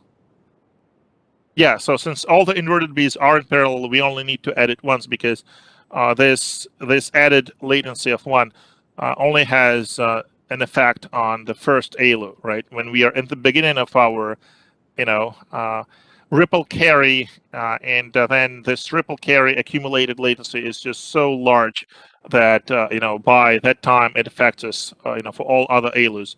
This inverted B thing would already really doesn't matter. Yeah, and with all honesty, something like that on the real test, we would probably not even deduct if you forgot this very subtle thing. So, but it really helps to show your work, right? If you showed you work and you only missed a very minor thing, there's going to be either 0.5 deduction or no deduction at all. So please show work. All right, and I know it's 10:20, so we are past our time. But if you still have questions, I have a little more stamina to continue. But if you folks are tired, we can just call it the night. Professor, how many of us do you actually think are tired right now? Say that Enough to again? go to sleep. I said, how many of us do you actually think are tired enough to go to sleep with full certainty that when we wake up tomorrow, we will be okay? Well, I think all of you are going to be okay. So, I think just by coming to this review session, you are increasing your chances of doing well on the exam. Even if you just listen and soak up the vibes, I think that has a very a very good psychological effect. And remember, you also have review sessions tomorrow, with your lab TAs. So I think if every exam is decreasing my grade, don't be so pessimistic. And again, we are going to do an extra credit problem on this upcoming exam because students asked me to do, to bring those extra credit incentives back. So we're gonna be doing it. So of course. The major point I'm trying to make here in this class is very hard, and except for maybe a few very experienced, very gifted students who probably know the material at this point much better than I do. Except for those students, I don't expect anyone to to know everything or to know even 90%, and that's why we are trying to be very flexible with our grading. Okay, so their questions are hard. There's no question about it. But I don't expect anyone to do, to consistently score 100%. We want to challenge you, but we don't want to ruin your grades, right? So if you do reasonably well, you get, good decent grades. And I think, currently there, there are a number of people above A minus, just speaks for itself. And there are questions. When you say, is this review session recorded? Yes, it is recorded. And when you say 1 extra credit, do you mean like 3 Qs and one of them become extra credit, or three Qs and one separate extra credit?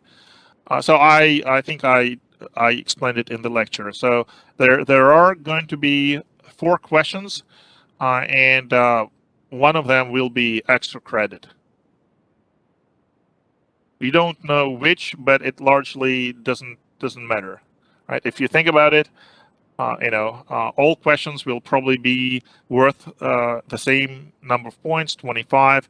So effectively, you get 4 questions worth 25 points each. Their entire exam is going to be worth 75.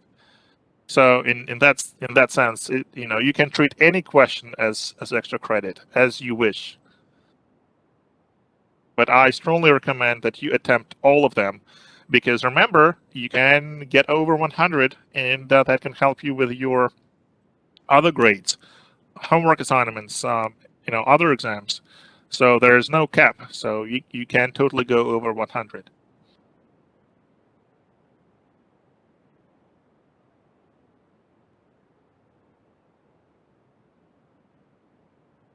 Yeah, it's effectively a 25% curve, as someone noted. Yeah, and it's still a mystery to me why some people were so unhappy with this approach, and to the point when I had to kind of call it off on the previous exam, because I think it's a win-win, but some people were unhappy that they get more questions on their exam than they could have had. All right. All right. Do we call it a night or do we I keep have going? more questions. That again? I have some more questions. Sure. Go ahead. So I've been actually looking up CLAs a lot, and apparently I think a typical XOR gate is CL log n for a delay. Yeah. I would agree, but we want to keep things simple.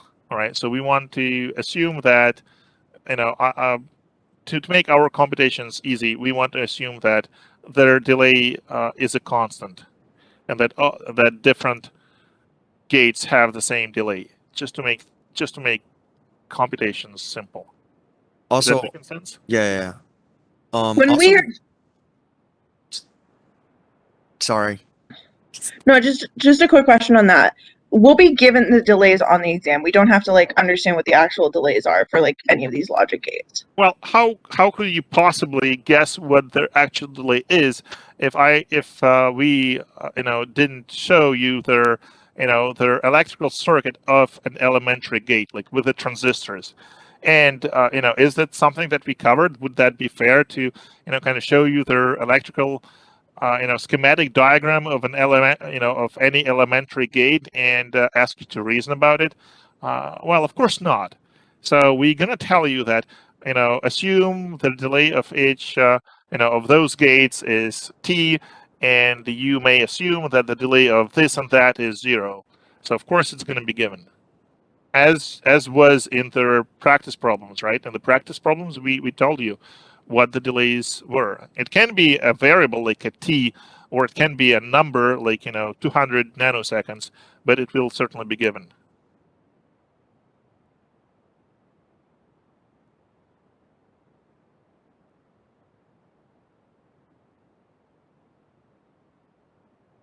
Okay. Yeah. More questions. Okay, I'm gonna go to my question. So let's say you have a ripple carry adder, Mhm. and you're asked to find the delay. So would you, in the ripple carry adder, considering that every gate has a delay t, go like find the sum, or would you try to also find like a C out in the full adder? For if it's only a 1-bit full adder like the one shown here, and we just ask one question: what is the latency of this 1-bit adder? Then you take the max of the latency with respect to C out and with respect to sum. And in this case, it would be sum because it has a longer path. If we ask you about the ripple carry when we connect the 1-bit, if we connect 1-bit full adders, in this daisy chain with C ins and C outs, then of course you need to analyze. All right, so yeah, their latency with respect to the sum is going to be much smaller than this accumulated latency with their propagation of carry. And of course, you would have just to compute the propagation of carry because your sum would be much smaller. So you would say, well, as a whole, the latency of this circuit would be, of course, dominated by their latency associated with their carry, and do the analysis similar to what we've done here for problem 3. And by the way, note that there is this 3 here for the last ALU, right? Exactly because we need to make sure that the last ALU will be taking 3t to produce the sum. Okay, so eventually, at the end of the day, we are interested in the sum. Okay, so that's why we have to account for their latency as observed at the sum 31 output for the most significant bit ALU. Okay, is that making sense? Yeah.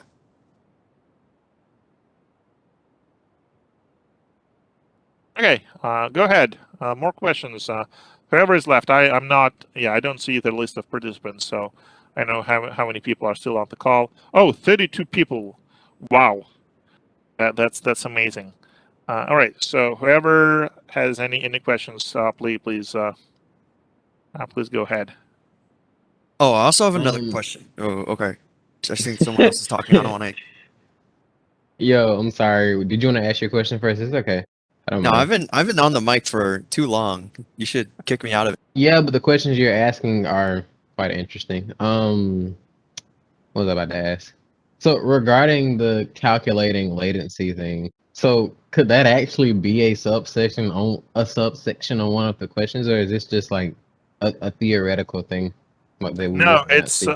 it's almost certain to be a part of some question. So, and it's going to be a part, not a question on its own, because I don't That's want totally anyone. fair. Yeah, I don't want anyone to to not get 25 whole points if they just don't know this this one subtopic. So it's going to That's be fair. part of something else. Like we this question was it 3? Yeah, so like this question 3 on in the practice test where we I think ask you to.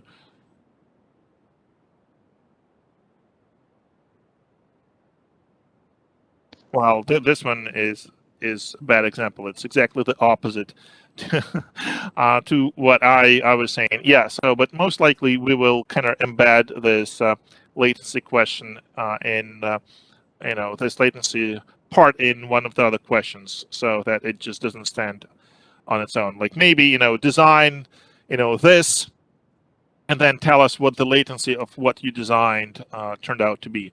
So so that if someone was able to do the design and drew the circuit, but has no idea what the latency is and how to compute it, at least they get points for their design. Thank you. You can't see You're my face welcome. right now, but I'm smiling.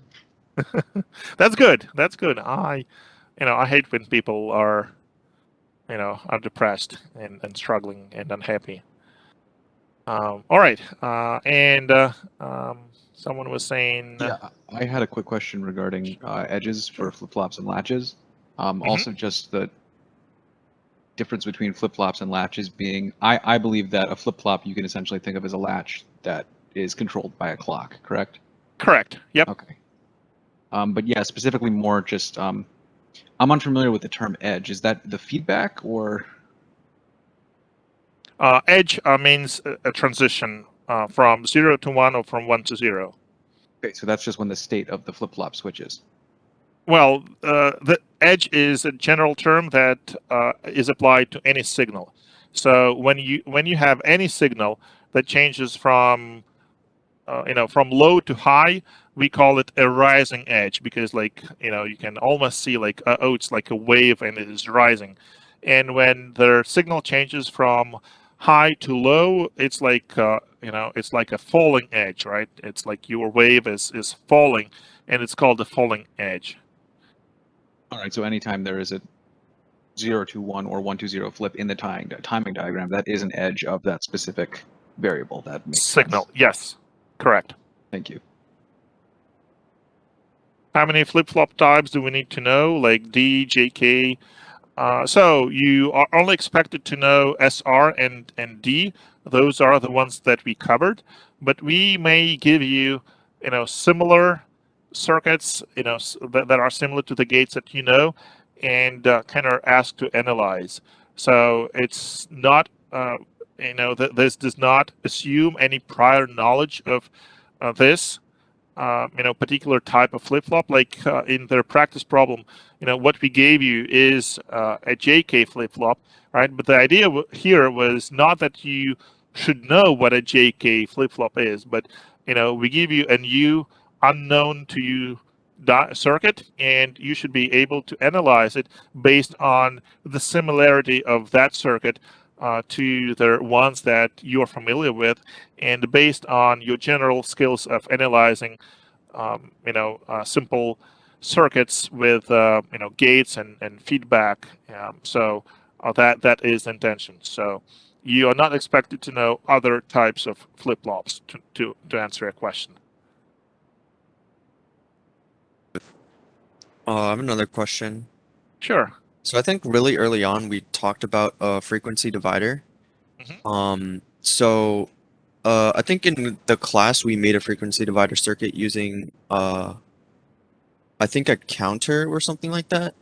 It was a D flip-flop, if I remember correctly. That's the classic one. Okay. So what would we use a frequency divider for? Well, one obvious use is, for example, you want to, and let me open a whiteboard or something so that I can draw whiteboard on Windows. Oh, come on. What do you want from me?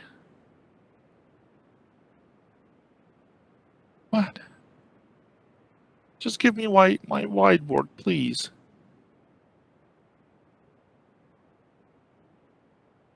It's disgusting.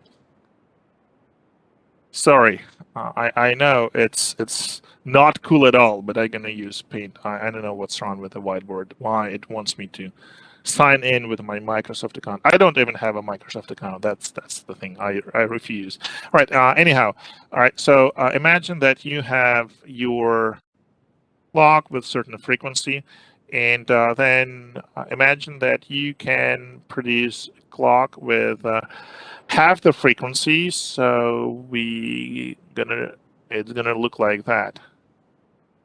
Okay. So now, if you look at it as variables, right, and you call them A and B, you can see, oh, okay, so this one,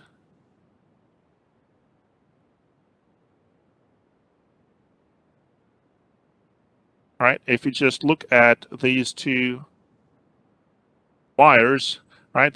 Okay, so it's like a number, right? But it is counting in reverse, right? So it's like if you make it into a table, all right, A and B, so it's 1 1, and then next it's 0 1, next is 1 0, and next is 0 0. Okay, so you can actually use it to test to automatically test your circuits, right? So if you have this A, which is your clock, and B, which is like divided clock, and then you can use it. For example, if you have an adder, right, and you need to supply A and B and observe the sum, right? You can just capture the waveform, the timing diagram of the sum, to be able to tell if your adder functions correctly. So, for example, this is the sum, and so you should have 0, and then here you should have 1 and 1, and here you should have 0, right? So 0, and here is 1, and here is 0. All right, so that is actually pretty useful when you're testing your circuits, because instead of having all those, we've been doing this for the most part, very in a very low tech fashion with all those switches that you manually kind of that you manually toggle. But if you want to automate it, you just and have an exhaustive testing, you would just generate all possible combinations of your input signals and then observe your output signals and then just verify it against their truth table. That is really the way digital circuits are tested in in real production, right? If the number of inputs is even if the number of inputs is large, right? Because you can have those clocks running at a very high frequency. You can actually go through a significant number of combinations. So even if you have more inputs, it would be still feasible, right? If you and then you capture the result, the output, and you just verify it against the truth table. So this is one example where the divided clock would be useful because it allows you to go through their all combinations, and like if you need more, then you divide more, and you're gonna have this. So and it would be this 1 and 1. So you can do as many variables as you want just by dividing your clock by a factor of 2 every time, and that would give you one additional variable.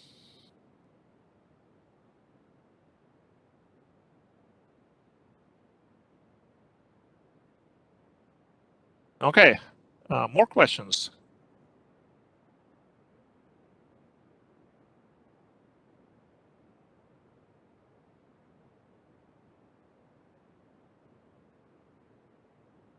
Can we just have this review session go on until the exam starts tomorrow? Well, I guess we could, but then what if I just drop dead? I know that means you're not going to have the exam, but you're also going to lose the instructor. So some people might regret. Probably not everyone, but some people might.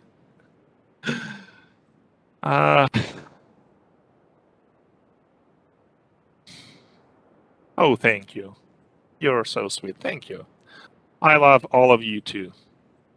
Even the students who then write nasty stuff about me in course evaluations. I love even those people.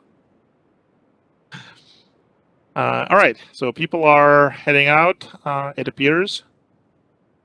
Actually, I have one more question. This might not pertain to the test, but when I was reading about flip-flops, they were talking about shift registers, and somehow they were telling me that you need to know how to shift registers. I don't know completely. Well, my guess what that meant was, so you can use flip-flops to kind of do parallel to serial conversion, which is what they probably are referring to as shifting. So and so basically in a few words, what this means is, imagine you have a 4-bit number, which is something like that. So one way to represent it is just as parallel lines, 1 0 1 0, as we have always been. So this is parallel, but imagine you need to transmit this number over a serial wire, right? So you only have one wire, or 2 wires to use, right? So clearly you need some kind of box to do this parallel to serial conversion. And so, well, usually, of course, for the serial, we also are going to need the clock. So it's really going to be 2 wires. All right. But then the essence of the conversion is that you, and let's say this is bit 0, this is bit 3. All right. So what we output would be there, for each clock, we will be outputting the bit. So for example, like that, and then 0. And then next one would be 1. Okay, and then next one would be 0. So it's going to be 0 because it's this, it's 1 because it's this one, and then it's 0 because it's this 0, and then it's 1 because it's this one. So you see, instead of using 4 wires, we are pushing the bits 1 bit at a time, serially, one by one after another. And of course, we have to have clock so that on the receiving end, we know when to sample our bits, right? So we know that, oh, okay, when clock is 1, we are ready to sample. So, and there are slightly different methods, but and their idea is that, all right, for example, we can always sample at the falling edge, right? So when this falling edge happens, the receiver knows that it can sample the signal, right? So here it samples 1, here it samples 0, here it samples 1.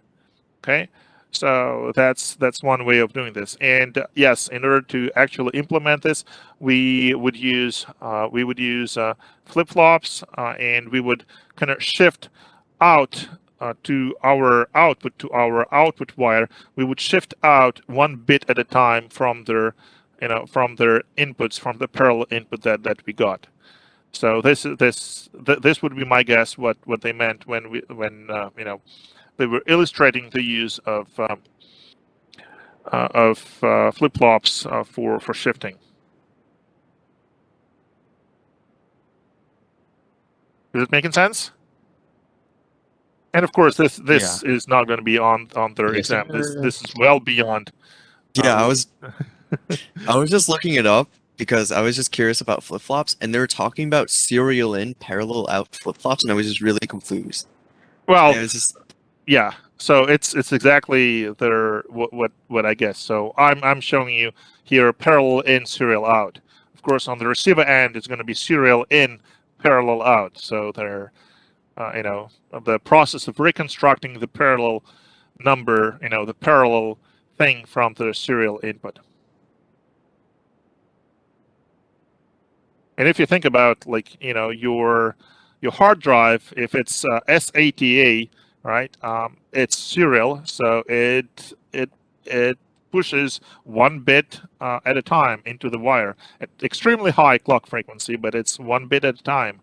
And if you think about your network connection, your Ethernet, it's also serial, right? It's pretty much there are no parallel transmissions anymore anywhere, because it just not, you cannot make it fast enough. It looks like, oh, if we transmit 8 bits over 8 wires at a time, it's going to be faster. Turns out that no, right? At this level of their at this stage of their technology, it's not faster. If you think 20, 30 years back, like all the hard drives, they had parallel interfaces, with 32 bits typically transmitted in parallel over 32 wires. And then, some time ago, pretty much everything switched to serial interfaces, just because with proper impedance matching, you can achieve extremely high speeds of serial transmission, and it just more reliable and faster. oh, also one thing is that we never talked about registers 26, 27 that is reserved for OS kernel. I Yeah, don't know. because yeah, go ahead. I don't know if it's going to be on the exam. Probably not really that important, but I'm just always curious. Like, it's always there, and it's saying it's reserved, and we should never use it. Yeah, so we didn't talk them, and we probably won't. I don't know about your operating systems class. If you mention those, well, probably not, because operating systems is all on x86. So no, we are really, in this class, we are really interested in their sort of bare hardware. So we are trying to avoid all their additional levels of complexity that are added if we run an operating system on top of the processor. So we cannot completely avoid it, but mentioning the operating systems even in this class, but we are trying not to go into any deep details, because the operating systems that run on such processors are typically very different from your desktop operating systems. All right, so many applications for processes like MIPS, they actually require real-time operating systems, and those are built quite differently from your desktop operating systems, and especially if we're talking about operating systems for embedded use. We're not going to talk about these K0, K1 registers. So just stay away from them. Don't use them. But if you ever have to work on a real project for MIPS or ARM processor, and the project is complicated enough that you want additional services that we were deprived of. If you think about what we did in this class, like we couldn't use files, right? We couldn't use a printer. We couldn't run multiple programs at the same time, right? All those services are brought to you typically by the operating system, and a processor might have certain support for that, for the operating system, like the virtual memory, which we are going to talk. But by and large, those those operating system services deserve an addition, a class on its own, and that's exactly why in CS, in our program, in our curriculum, we have this dedicated class that is called operating systems, because it would be just way too much for this Compor class. It's already overloaded. If you ask me, I think we are cramming too much material, and material becomes very dense in this class.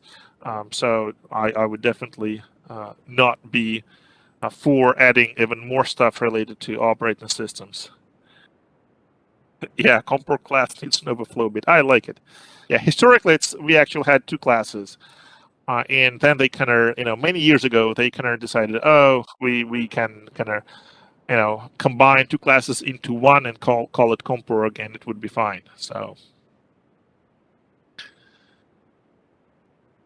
Yeah, I don't think it was a good idea. But on the other hand, students were complaining that they had two classes that were,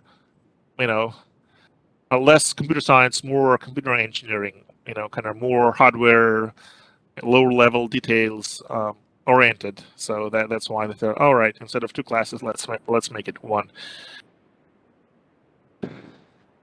All right, but that's history. Yeah, go ahead, please. I think Bhavesh like 10 minutes ago said he wanted to review data path, like load word versus save word.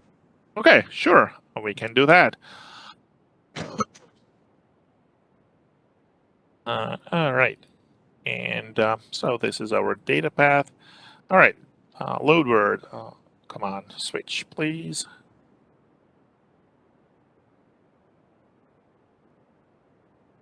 Right, so this load word, right? So, first we need to identify the resources that we need to perform a load word, or to that matter, any other load instruction. If you recall, we have load byte, load half word, or load double word, but load double word is only for the floating point, so it's a separate processor, CP1, so it's not going to be possible here, because as you can see here, all architecture is 32 bits. There are no provisions for any floating point stuff. All right, so load word means we read data from data memory and we put it into a register. So that means that we definitely need the register file. Of course, we need instruction memory for all our instructions. And we need the ALU. Why do we need the ALU? Well, because what load word is, right? So load instruction. So it would be something like this.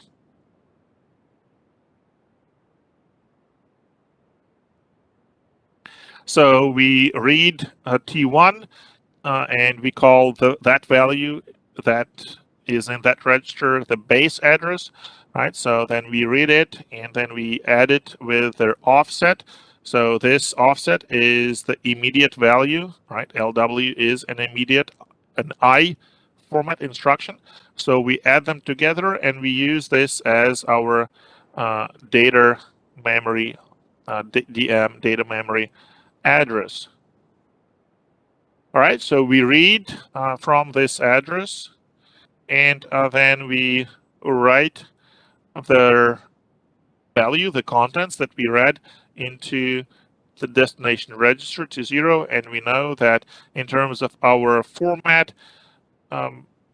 conventions, our format notations, that would be called RT, and this one would be called RS. All right, so, and there's no branching, so there is nothing that we need to do about PC. Just let it normally, do PC plus 4. So basically that's all there is to it. So this is our S that gets read. This is our RT that will be written to at the very last stage, at the write back stage, as we know. And so this is this immediate field, right? So in our example, it contained 4, so this is 16 bits that gets sign extended to 32, right? Because we are using a 32-bit ALU, so the address that we read from the register file, so this part, right? This is 32 bits, and this second operand of their addition has to be 32 bits, right? That's why we have to extend it to 32 bits as well. We can only add the same number of bits, right? Recall the ALUs that we were constructing, right? If it's a 32-bit ALU, it takes one operand, which is 32 bits, and the other operand, it has to be 32 bits. That's why we need the sign extension unit. And so their ALU result is their effective address that we just use to, knock on the door of our data memory, and the value that gets read, it is sent back to the write data port of our register file. This is the data that will be written. Where it is going to be written is determined by this write register, which, as we already discussed, is our RT register, right? Because it is routed here. So write register is the register number, and it's 5 bits, as we know. So it's from 0 to 31. And write data, this is of course 32 bits, right? This is the data that will be written to that register. And it kind of makes sense because what we read from data memory was 32 bits, right? Our memory, if it's LW, right, we are loading the entire word. Okay, so an interesting question might be, all right, what if we have an instruction like LB, right? Which changes would we have to make? So think about it. Maybe it's a good question for the exam actually. I don't know. I I haven't written the exam yet, so it's going to be a long night for me. All right, so that's basically how load instruction works in this non-pipelined data path. And since it's non-pipelined, you cannot really see the boundaries between stages. So we can still see that there are stages. There is ID here, right? When we, there's IF instruction fetch here when we read from data memory. There is ID here when we decode, meaning that we generate all those control signals, and we use the register file to read. So there is EX stage. So we do have stages, but they kind of blend with each other because we don't have a good separation between them, and we don't need to because we only have a single clock that kind of covers their entire instruction execution. Okay, so from this to this we execute one instruction, right? So we do not separate stages as much because we are not pipelining, and we don't really need it here in this non-pipeline design. So, and with What was the other? You want to do an R-type instruction, or what was the other thing that you mentioned? SW. All right, so SW. Let's come up with an example just to make things easier. As and let me use a different color. All right, so SW, and let's say I'm gonna store from T1 into 8 and T2. So it is very, very similar to load instruction. So we start off by reading the instruction, of course, from the instruction memory, and then this would be our still RS, which in this example would be T2, and we read this register, and our RT would be T1, but in this case, it's not going to be the register that we are writing, so there is no write backstage, so it's just a source register. And as such, so this is T1 as RT, all right? So this is a second source register. So we certainly, have it here, and whatever we read from T1 appears here. So imagine if T1 contained, I don't know, 48 decimal, then we're gonna have 48 here, right? That's the value read from T1. This is the value that we will be writing to data memory. T0 would still be the address. So imagine this is, something like, I don't know, and that would be in hex.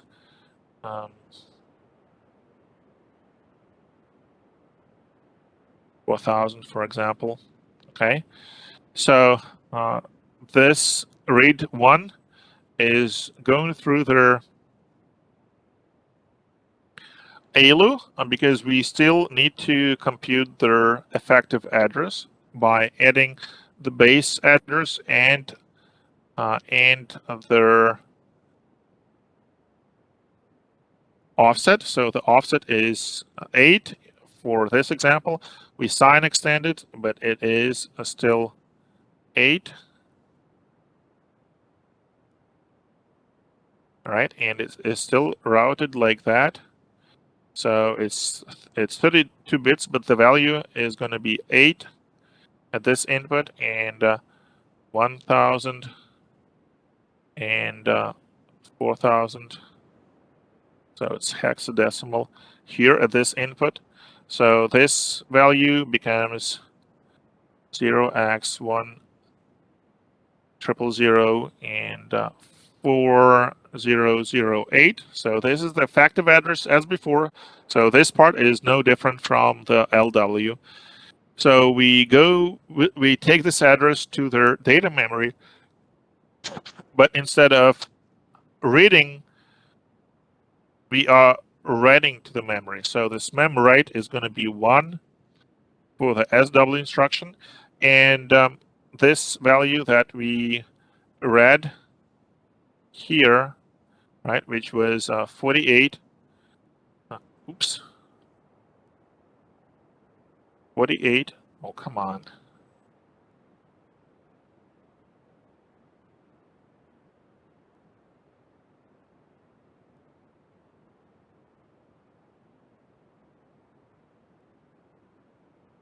Uh, 48 is going to be delivered here to the right data, right? So it's going to have value 48.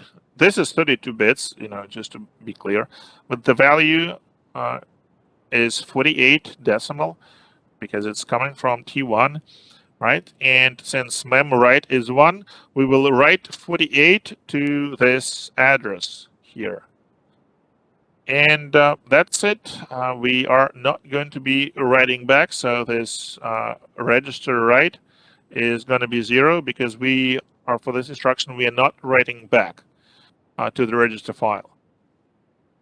All right, is that making sense? You're welcome.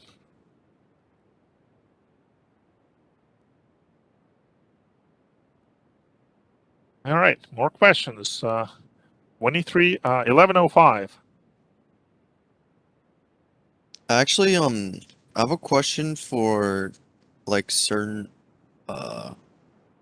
actually never mind. Like I think you mentioned load bytes, but Yes. isn't that just an add? I'm not sure about what load byte does because there's no opcode for it. Well, we can Or take can a I look. just not find it? So here is LB Oh, right here. wait, but why does it have two functions?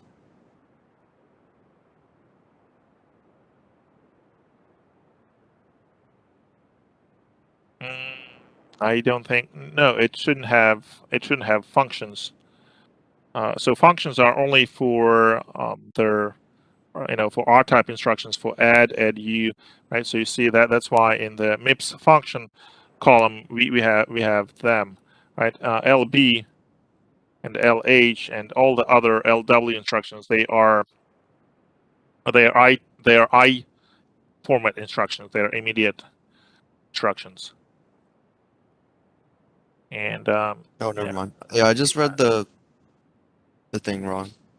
Yeah, so here, they only give LW as kind of, a representative or core instruction, but here they actually list all versions of it. So LB, LH, LWL. I don't even remember what LWL is, but LB is load byte, LH is load half word, so 2 bytes. And if you think about, how you would, how would that affect the data path, right? We need to go back to, I think that was chapter 2 actually. I think when we covered those instructions, open and chapter 2, and if you do LB, well, this is.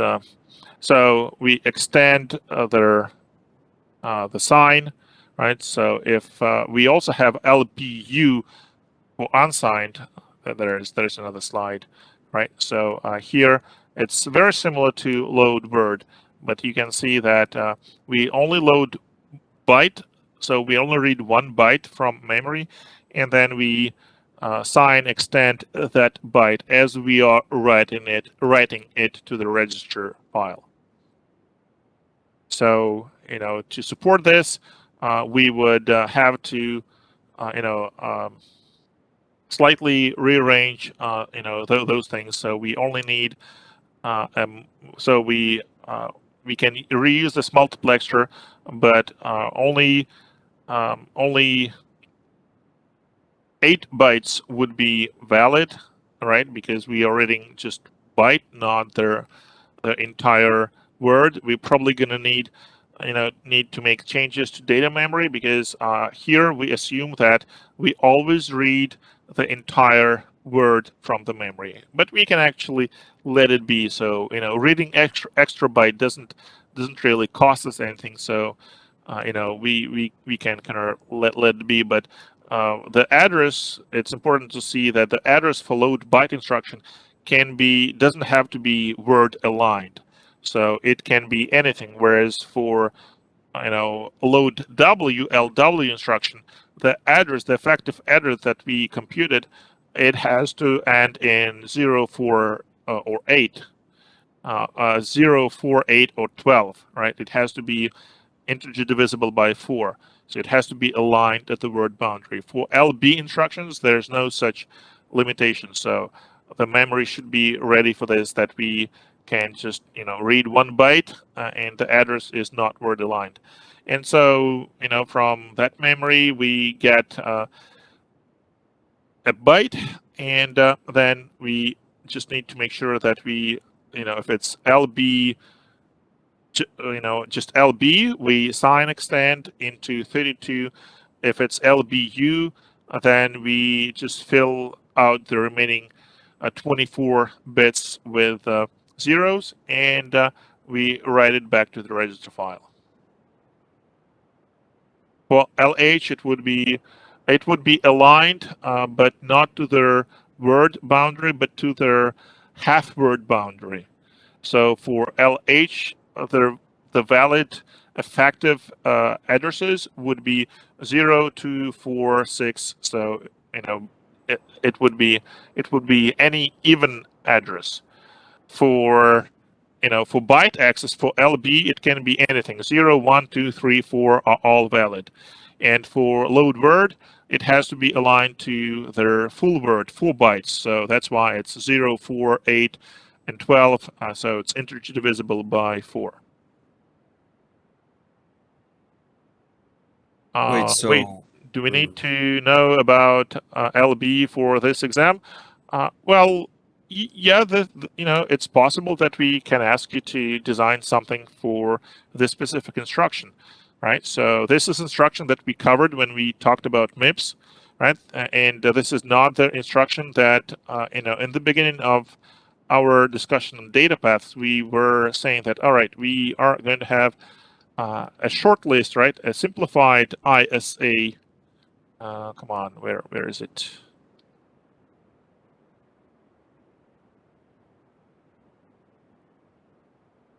All right, it's here, right? So, in the textbook, we are designing the data path only for those instructions. All right, it's a short list, but we can add something to it and ask you to, which changes would that additional instruction require if we want to, to add the support for that instruction, to this list of that we started with in our textbook.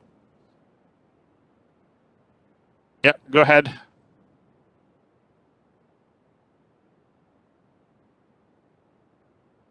I think someone was started asking that question, so you can go ahead, please.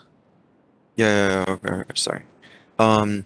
So when we look at the load version of the ISA processor, right? Since write back writes only 1 bit of information from load byte or load bit, shouldn't how do we sign extend? Hold on. We never write 1 bit. So we were here for load word. We write the entire word. That is 32 bits. For LB, we're gonna be writing the entire word, but so for LB, right? Imagine. All right, so let's make an example somewheres, and I'm just gonna. Well, I don't know if we need this, but let me save it just in case anyone wants it later on. And I'm gonna just start with this. All right, so imagine we have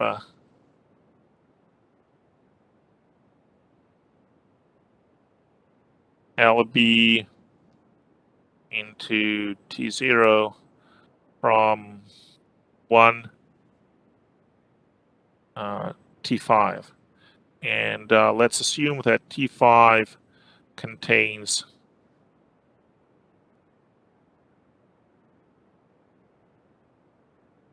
So for 1, the effective address, so if we add this 1 for the offset, right? So the effective memory address would be this, and it's not word aligned and it's not half word aligned. So if we tried this instruction with LH or LW, the compilation would fail, right? We would not be able to load this into the processor, right? Because the address is not properly aligned. But for LB, it's okay. So and now we so imagine this is our data memory. Okay, and somewhere there is this 4000 sharp. It's this, and our memory is byte addressed. So this is 1 byte, right? So imagine this is like 0x00, and the very next byte would be at address that we computed, 4001. So imagine this is, I don't know, CA, whatever that value is. So what is what is going to happen? So first we compute the effective address, right, based on this. Then we take it to the memory, and the memory gives us a single byte. And like I mentioned, depending on how your memory is organized, if your memory still gives you 4 bytes, a full word, and it doesn't mind that the address is not aligned at the word boundary, it would still work. But if the memory insists that when it reads a word, their address has to be word aligned, then you wouldn't be able to use that memory. But you can design a slightly different memory that has, for example, an additional flag that switches the memory, um, from being byte addressed into being word addressed. That is possible, right? You can have actually multiple banks of memory, so this is not that hard to actually implement. But let's assume that our memory is byte addressed and it just accepts the address and gives us exactly 1 word. So then our memory would be something like that. It takes a 32-bit address,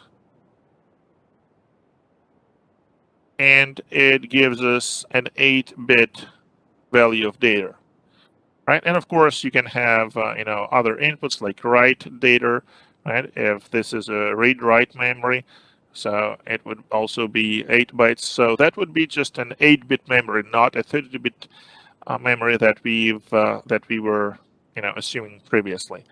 All right, so and then you have these 8 bits. So in our example, this would be CA, right? And in binary, so that would be 12, so it would be 1100, and A is 10, so it would be 8 and 2, like that. So you have 8 bits, and you need to extend it to 32, right? So the way you do it is very, very simple, very straightforward. You just either, and we need 24 more bits, right? So you either take those bits as all zeros, which would be for LBU unsigned, or you take, right, which is not our case, all right, but I just wanted to mention it, or these 8 bits, right? So here are 8 bits, right? This is, bit 0, this is bit 7, right? So in our case, this is bit 0, this is bit 7. So you take bit 7, this thing here, and you replicate it 24 times, right? So from one wire you make 24 wires, with the same value, and so you end up with 32 wires that you then just kind of make into a single bus with 32 bits. And then this is what you take to your register file, right? This is your what did we call it? We call it write data, right? This would be write data. Okay. And yeah, so that's pretty much it.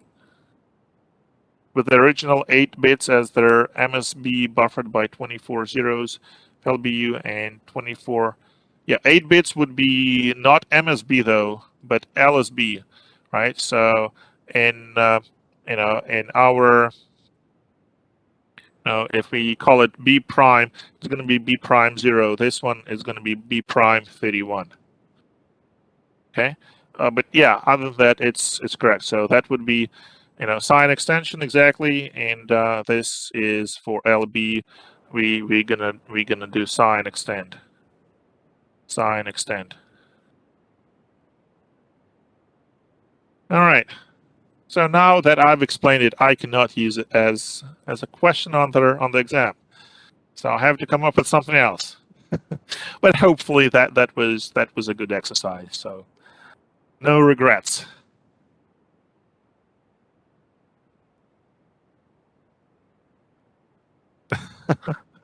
Was part of the plan, huh?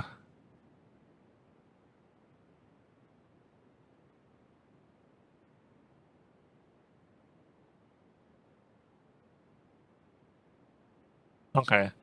Well, if you, yeah, LB is something that came up, and if you just search for, our MIPS examples, LB, LBU, LBU in particular came up a few times when we were talking about characters. Okay, because characters are bytes, so it's not really esoteric. It might not be used as much as LW, but it's a fairly common instruction if you have to deal with characters. And yeah, so if you have slides printed out, or if you even look at the slides, and I know it's chapter 2, so it's technically not not our most recent material, but like I mentioned, we have to kind of assume that you have at least some memory of most of the major stuff that we covered. And usually, if it's an older stuff, we would give you like a short hint about what that instruction is. So we wouldn't just tell you, oh, implement LB, whatever that means, right? Because then students will start asking us on their exam, during the exam, like, oh, what is LB? And we would be like, oh, we can't really tell you because it's, So in cases like that, more often than not, most likely we would just, give you a short synopsis of what LB is, like, something like this would be, phrased as recall LB instruction that we have seen before, and the synopsis of this instruction is this. So now please take their data path diagram and add support for this instruction into that diagram. So at least you will have some kind of hint of, on what this LB, LBU instructions are.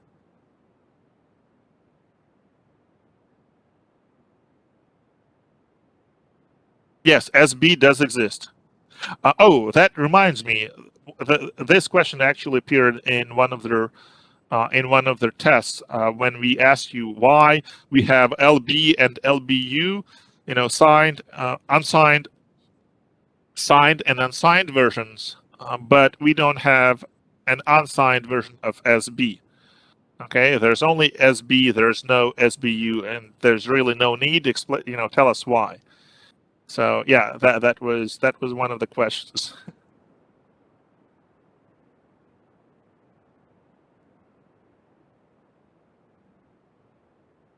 All right, we still have 20 people who are, hopefully still awake. Actually, one more question. This has been Sure. pretty late, actually, so I don't know how long I'm gonna stay here for. But let's say you're shifting right. How would you implement that? Let's say you have like an 8-bit like binary number. How would you shift right by n? Okay. So the answer depends on what this n is. Is it a constant or is it an input? Is it a variable? It should be a constant. Okay, if it's a constant, then it is fairly easy. You just kind of cross your wires. So for example, let me open this up. Right. So if I have let's do it with 4 bits. Right. I have A0, A1, A2, A3, and I want to shift it. Did you say right or left? I think I said right. Right. So, A0 basically, and by how many bits? Maybe like 2. Okay, 2. Sounds good. So that means that this is our output: R0, R1, R2, R3. And so that means that these 2 bits are really not used, because when we shift, so we're shifting right. So A2 becomes bit 2 becomes bit 0, bit 3 becomes bit 1, and then as usual we have 2 cases. If we're shifting right, we have to answer the question, how do we fill out bits 2 and 3? If we are doing unsigned shift or logical shift, we just have constant zeros, connected to outputs 2 and 3. If we are doing signed shift or arithmetic shift, then we do sign extension. So we use our sign bit A3 to fill in 2 and 3. Okay. Yeah, so, but yeah. I'm sorry, but what if you're trying to like extend this by n, right? You could have like either 1 or 2, because in this instance you can only extend by 2 bits. Okay, you see that's why I asked: is this the number Yeah. of bits you're shifting by? Is it a constant or not? So if it's a constant, then it's relatively easy. You can just basically renumber your bits and ignore some bits, and that works for any shift if it's by a constant number. If it's not a constant, if it's a variable, then it's not as simple. You have to do what is known as a barrel shifter, and I gave you an example in one of the lectures, um, barrel shifter, and this actually requires the use of so it you won't be able to implement it as a combinational circuit. You would have to do a sequential circuit, because you would have to have the memory that that remembers the state, right? You have to have the element that remembers the state. So hold on. No. Erase the last 20 seconds of what I said. So barrel shifters are combinational circuits.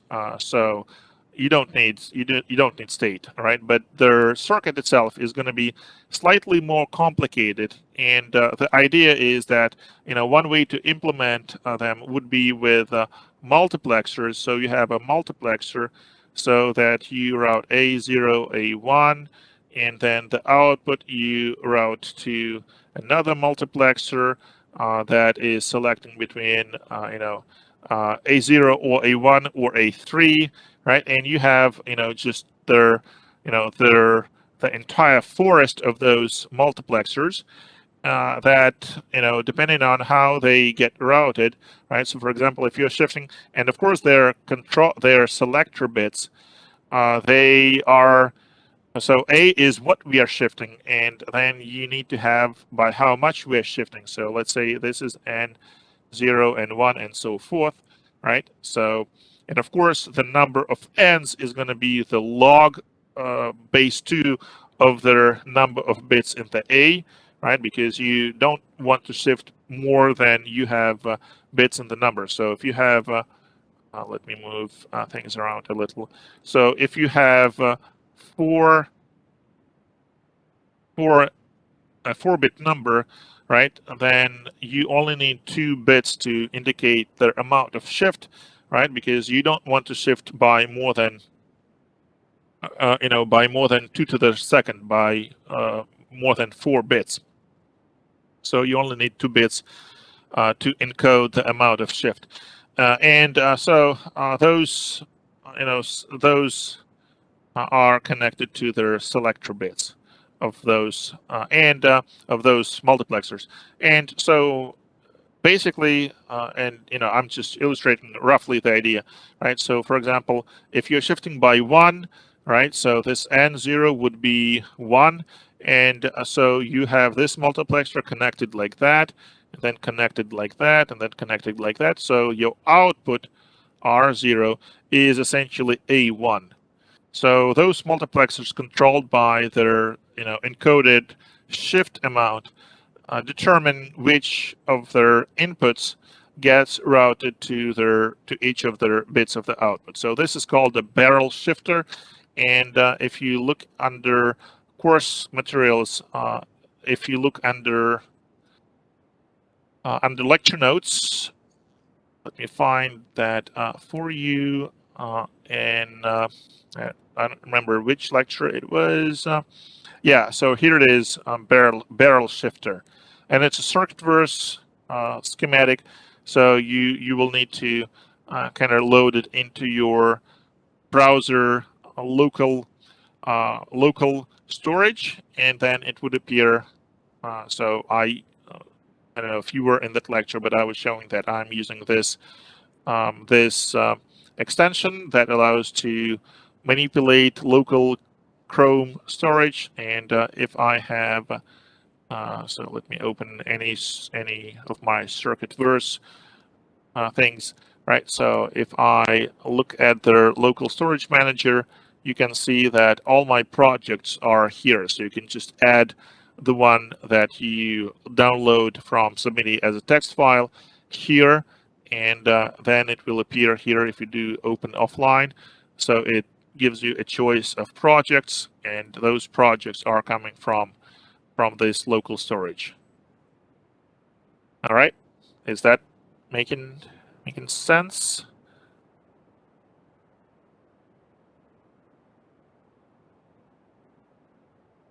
Yeah, and I probably still have the barrel shifter here. Yeah, it's here, so I can open it for you if you want to see the actual working circuit. So we have 8, 9, and we shift by 3, so it's 1. If we have let's say if we are shifting by 1, so we make this 0, right? So it's 9 shifted by 1, so effectively divided by 2. This is 4. Okay, and we can make this 0, so it's 8. 8 divided by 2 is still 4, right? But if we had, let's say this is 0, and this is 1, so it's going to be 4. 4 divided by 2 is 2. So it works like that, and you can see all the connections.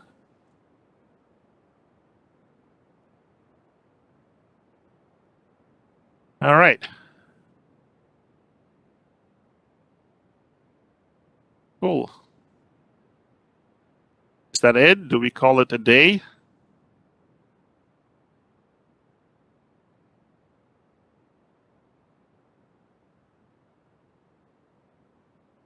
All right. Yeah, I think you are exhausted.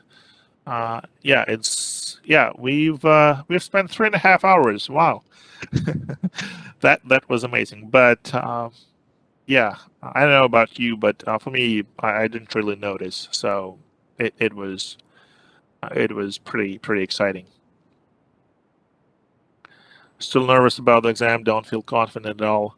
Well, try to do your best. Just think about all the nice things, like all the extra credit. All right, so you don't have to do perfectly well to earn an A. Okay, so it's a lot of complicated material, and yeah, I probably wouldn't score 100 on on the upcoming test either. Okay, so of course it's challenging for you, but that's why we're trying to be flexible, right? We are trying to challenge you, but then not just beat on you and fail the entire class. So, do your due diligence, review practice problems. I think that's the best advice I can give you.